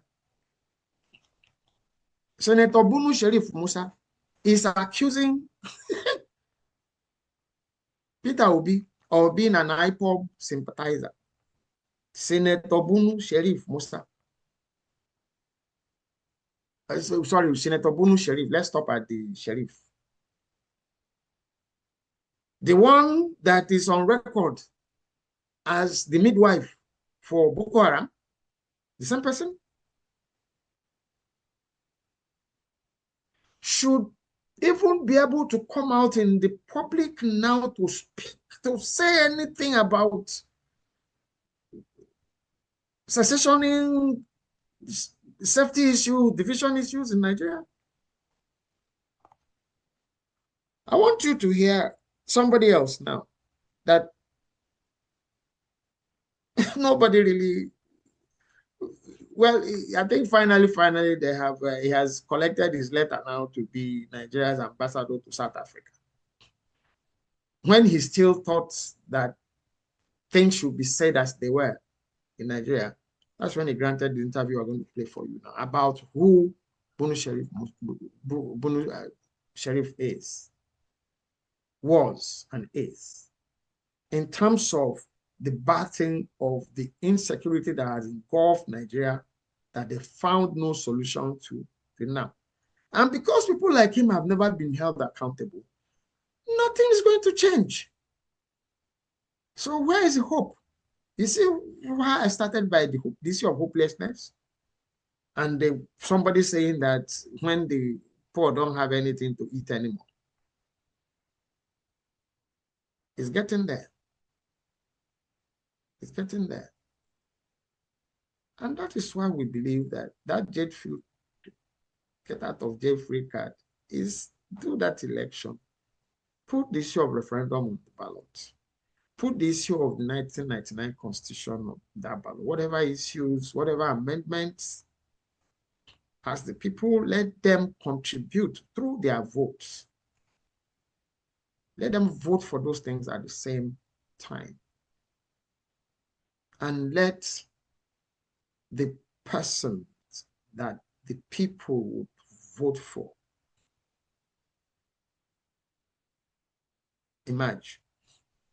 And I pray, I sincerely pray that it is Peter Obi and Engineer Rabiu Opanso. Because they have shown they can get things done and be accountable. Yes, they have shown they can get things done when they were governor.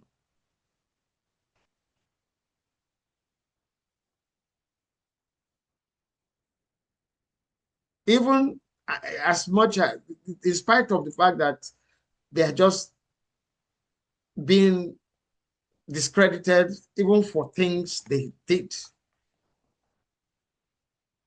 Bunu Sheriff is still banding that Peter Obi sent people away from the north and when he had been put to rest by no lesser person than Engineer Kwakwanzo himself, that said it's not Peter Obi, it was Rochas Okorocha in Imo. There's a difference between Imo and Anambra State, and they were not governors at the same time. And you know what the worrying thing about this whole thing is? That some people actually believe such stories. And a lot of people believe such stories in the North.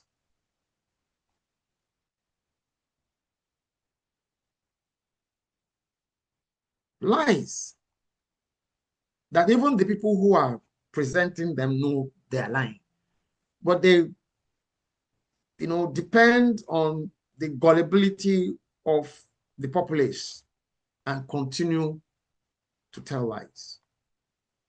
Okay? So let's listen to Femi Fani-Kayode tell you who Bunu Sheriff was and is. Okay? Let's listen to it. Chief Fani-Kayode, tell me. Essay, and many people compare what I'm saying. Chief Fani-Kayode, people will be wondering, why is Chief Fani-Kayode talking about this right now and not before now, when we were facing these issues of Boko Haram? And is it because he's now become the party chairman that you're voicing your thoughts about your knowledge about Senator Alimadu Sheriff? Shehu, I think we need to move away from political correctness in this country. And I think we should stop being scared of speaking the truth and saying it as it is. Now, if I may, I will tell you the basis under which I am saying this. I don't say it based on rumor. I don't say it for fun. And I don't take pleasure in saying it. Because this is somebody I have known for many, many years, since we were both in the NRC in the early 90s. And I have nothing personal against him. But I must tell you that if he wants to convince the world that he has nothing to do with Boko Haram, then let him explain his relationship with Muhammad Yusuf, the man who started Boko Haram and who was murdered in mysterious circumstances by the police. Let him tell us how it was, or who it was, that he was using as his local thugs whilst he was governor of Borno State, two-time governor, who his local thugs were, who led those local thugs, and let him tell us that it wasn't Muhammad Yusuf that actually led them and that he wasn't funding and organizing them. Let him tell us who asked Yaradua to send in the soldiers and kill as many people as possible of the Boko Haram group simply because he was tired of them and he was fed up with giving them money. Let him tell us how it is that he appointed as Commissioner for Religious Affairs an individual by the name of Buju Foy or something like that.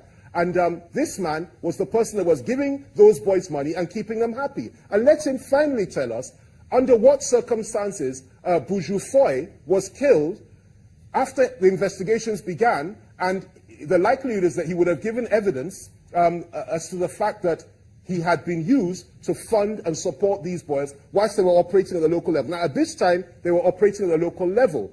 What happened was there was a big fallout, as there always is, between gangsters and people like that. One thing I will not do is associate myself with a political party that has a man with such antecedents behind him. So that's the first aspect. Now, the second aspect is this. I am asserting, and I'm saying it again, that the way Boko Haram started, he had a hand in it. He funded them at the local level. He was using them as his personal thugs until the time that Muhammad Yusuf was arrested. When Muhammad Yusuf was arrested and was under interrogation, somebody killed him. Somebody gave that order so that he wouldn't expose so much. The next thing that happened, a couple of years later, his own commissioner, who had been briefed and who had, for a number of years, been funding these boys, was also interrogated. He too was killed under mysterious circumstances, and so on and so forth. And what then happened was that they turned on him and held him responsible for the death of their leader and for the death of his own commissioner, because they believed, rightly or wrongly, that he wanted to cover certain things up. Now that's the history of it. I have a very good friend who is now a governor in Kaduna State. He told me something a number of years ago. And he told me that, look, if we wanted to solve the problem of Boko Haram, all we needed to do was ensure that justice was done, and those that ordered the killing of Muhammad Yusuf and a number of other people to cover up their own antecedents should be brought to book, arrested, prosecuted, and jailed. We didn't do that. And these boys went to the streets, started killing everybody until an international dimension entered it. The whole thing was hijacked by Al-Qaeda, ISIL, and of course some local politicians in Nigeria, and it became the monster that we have today.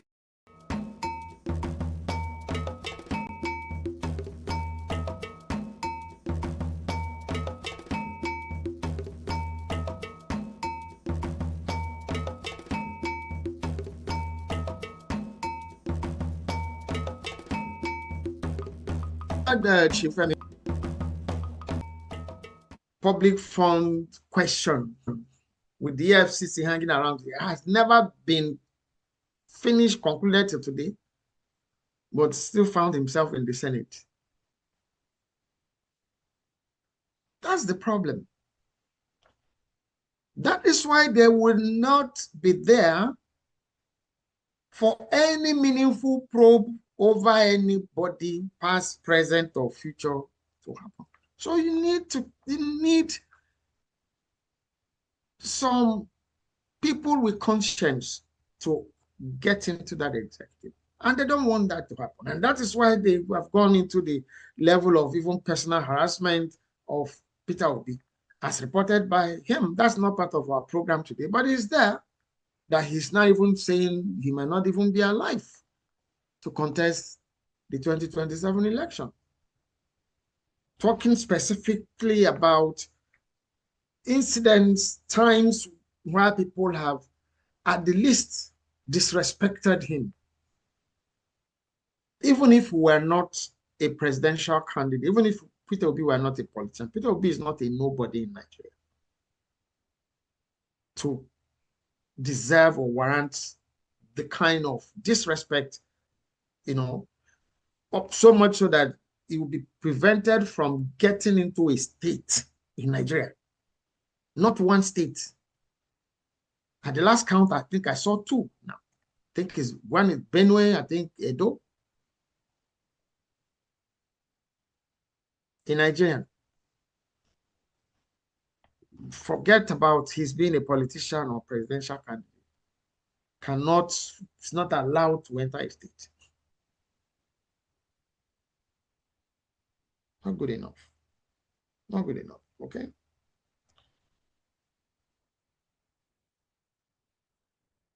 What are the links?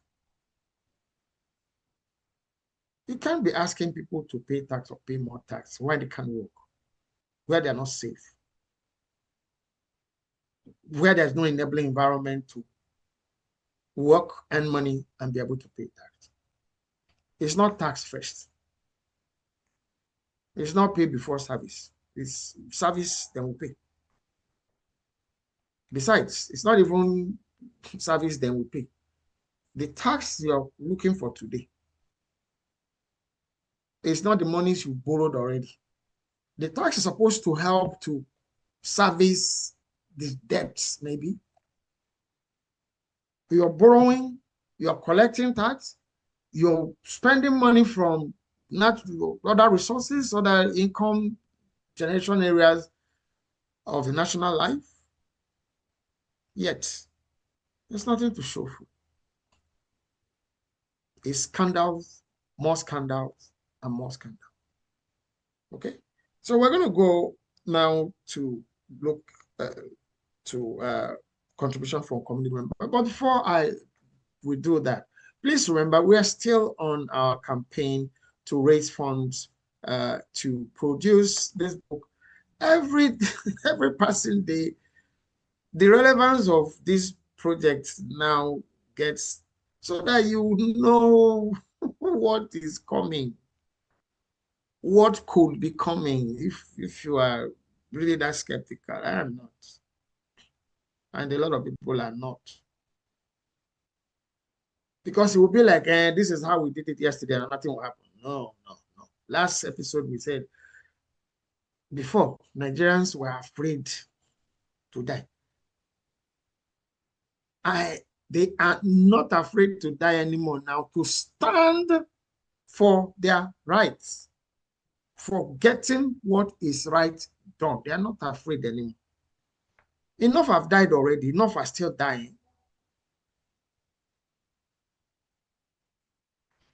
Enough have died. Enough are still dying.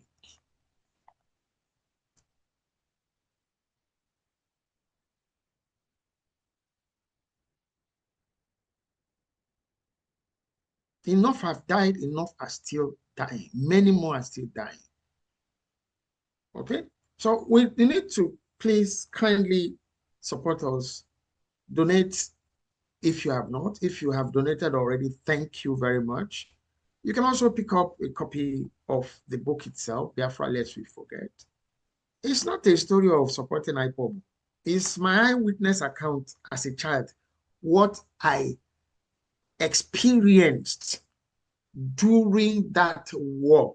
And then what I observed playing out in Nigeria from the time that war was said to have ended in 1970 till the 2010 that I wrote this book. So it's not just the story of the Civil War itself alone, but it's also a commentary on whether Nigerians have learned anything or not. In the 40 years after the Civil War, I think it was 40 years, 1970 to 2010, I think it was 70 or, yeah, I think 40 years, yes. Nothing had been learned. And nothing is still being learned. Nothing, absolutely nothing. General Obasanjo is quoted 2 weeks ago or so, saying that Nigeria should not, the Southeasterners should not be forced into a position where they would have to take up arms again to defend themselves, not to attack anybody, to defend themselves. That is how this was happened in the first place. It was self-defense. All the narrative that have been woven around it to say, is this person? No, it's self-defense. And a lot more crazier things are happening now than even the things that caused this war. So please support us, donate to the GoFundMe campaign, pick copies of the book, give to somebody who is arguing, who is saying nothing is going to happen, nothing is going to shake, no shaking. When they read, to see, that right about this time, in 1966, Nigerians were going about nothing's everything, even when the coup had happened. The people went about their business generally. Controversy after controversy has been happening in the present time. People were going about their businesses. It doesn't take a miracle. It doesn't take any rocket science for something happens and people say we've had enough. Yes. Okay. Thank you so much. As you donate to our GoFundMe campaign, thank you so much as you pick up copies of Biafra Lest We Forget. It's available online on any online store where you get your books from. It's available there. Okay. So the first question I have here is, I said, no, I'm going to some other project. If government wants more taxes paid, then why is there no campaign to teach the people how to do it properly? Yeah. Which means there's poor public education about even to pay taxes. And I still say, people should be told what they're going to benefit directly, not as in road or whatever. There should be incentives for people to pay taxes. Here you pay taxes, I've said it earlier, you get refunds from your taxes, even VAT. You get refund from your VAT. Apart from, oh, we are building roads, we are providing water. Where I live, we don't pay for water. Water from your tap. There's no water rate. You know how much that will cost in a year? And for how individual households. So why won't they pay tax? Why won't anybody pay tax here? That's what we're talking about. People must know what they must see. Convince people with what is available. Then ask them, if you do more, we do more. Not to say they want good things. They don't want to pay tax. That's not true. The one they paid yesterday, what are you using it for? Scandals and pocket lining. What exact proof do you believe the government should present to the people to regain trust? Show evidence. Let people see. Follow due process to award contract. People who are indicted, show that there's accountability for mismanagement, even if it's mismanaged, not even to talk about outright stealing of public funds. Okay? Show. The same thing about the issue of insecurity. Make examples of the service chiefs. Get this thing sorted out, I'll fire you. Yes, but everybody is sitting, you're placating everybody, telling them, don't worry, your positions are safe. No shaking, including the chief of staff. No shaking. And you want public trust? It can't happen. That's not public trust.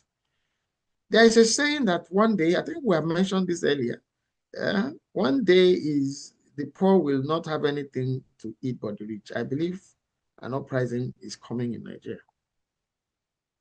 I believe so. Apart from mistrust, Nigerians will not pay tax because they know even when they are caught, they can bribe their way out of it. That is an even deeper issue. Yes, it's there. So when you say you reform tax, I think this also speaks to the very first question about education, about how to pay your taxes, about what you are going to benefit.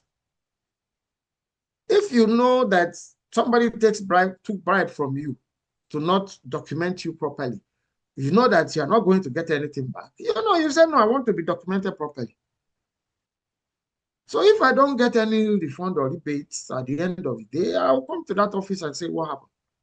I paid my taxes. This is it. There has to be accountability. Yeah. Okay. Considering the horrible planning of the coastal road, which has now increased flooding, do you think corners were caught? I don't know. I don't even know if it is the reason that has increased coastal flooding and all of that. I don't think so. A whole lot of the flood areas that I've seen on video here that have been flood prone for decades in Lagos, specifically. For decades.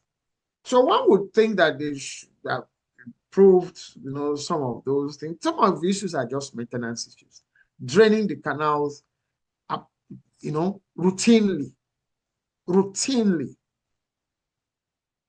Winter here, you don't need to remind the city or the province to move snow from the highways, from the pathways for people can go to work. It's when people are able to go to work that they will earn money, that they are taxed. It's the same thing, should be the same thing everywhere. It's not, we'll just pay tax, we don't care how you get the money. No, they will cook themselves for tax. No.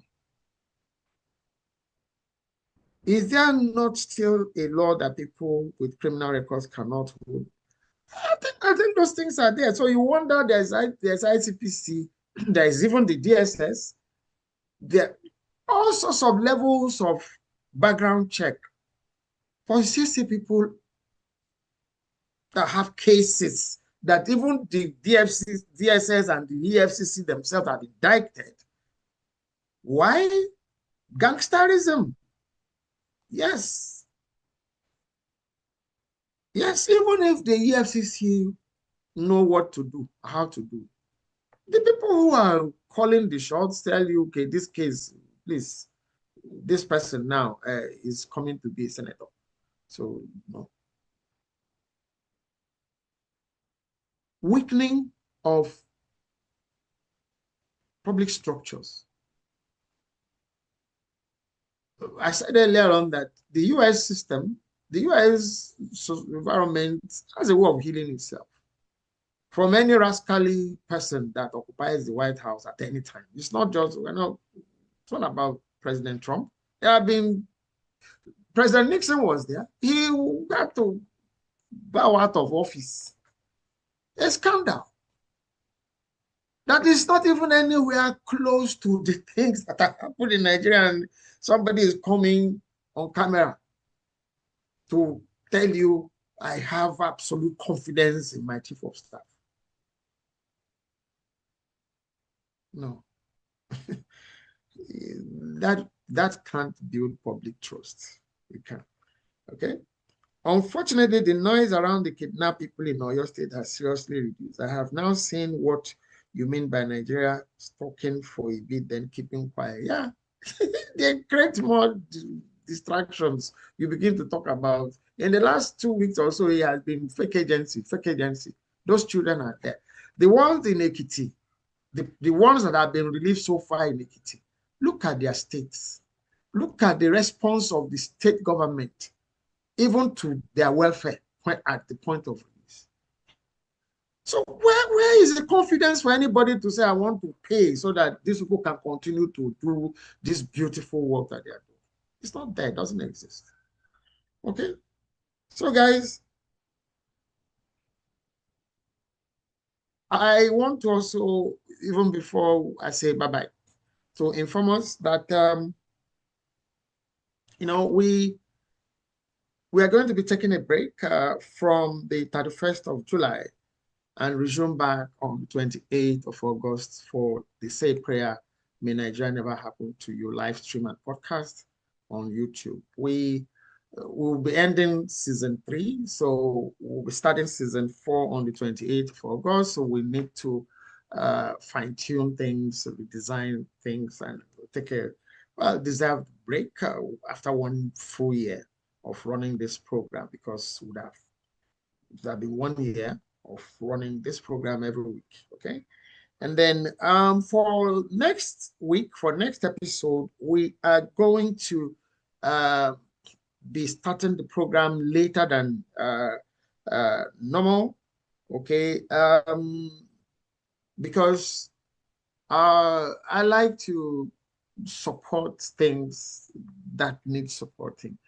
My alumni department, the English department of the University of Lagos, they are having an alumni reunion. And we are playing a major role in media-related issues for that reunion. Okay, so we'll be starting, instead of starting at 8 a.m., we'll be starting, I think, at 10 a.m. Okay, yeah, I think it's 10 a.m. Instead of 8 a.m. next Friday, or next episode, okay? Instead of coming your way 8 a.m. Eastern Standard Time, US and Canada will come your way, I think, from 10 a.m. And then that will be from 3 p.m. Nigeria time, okay?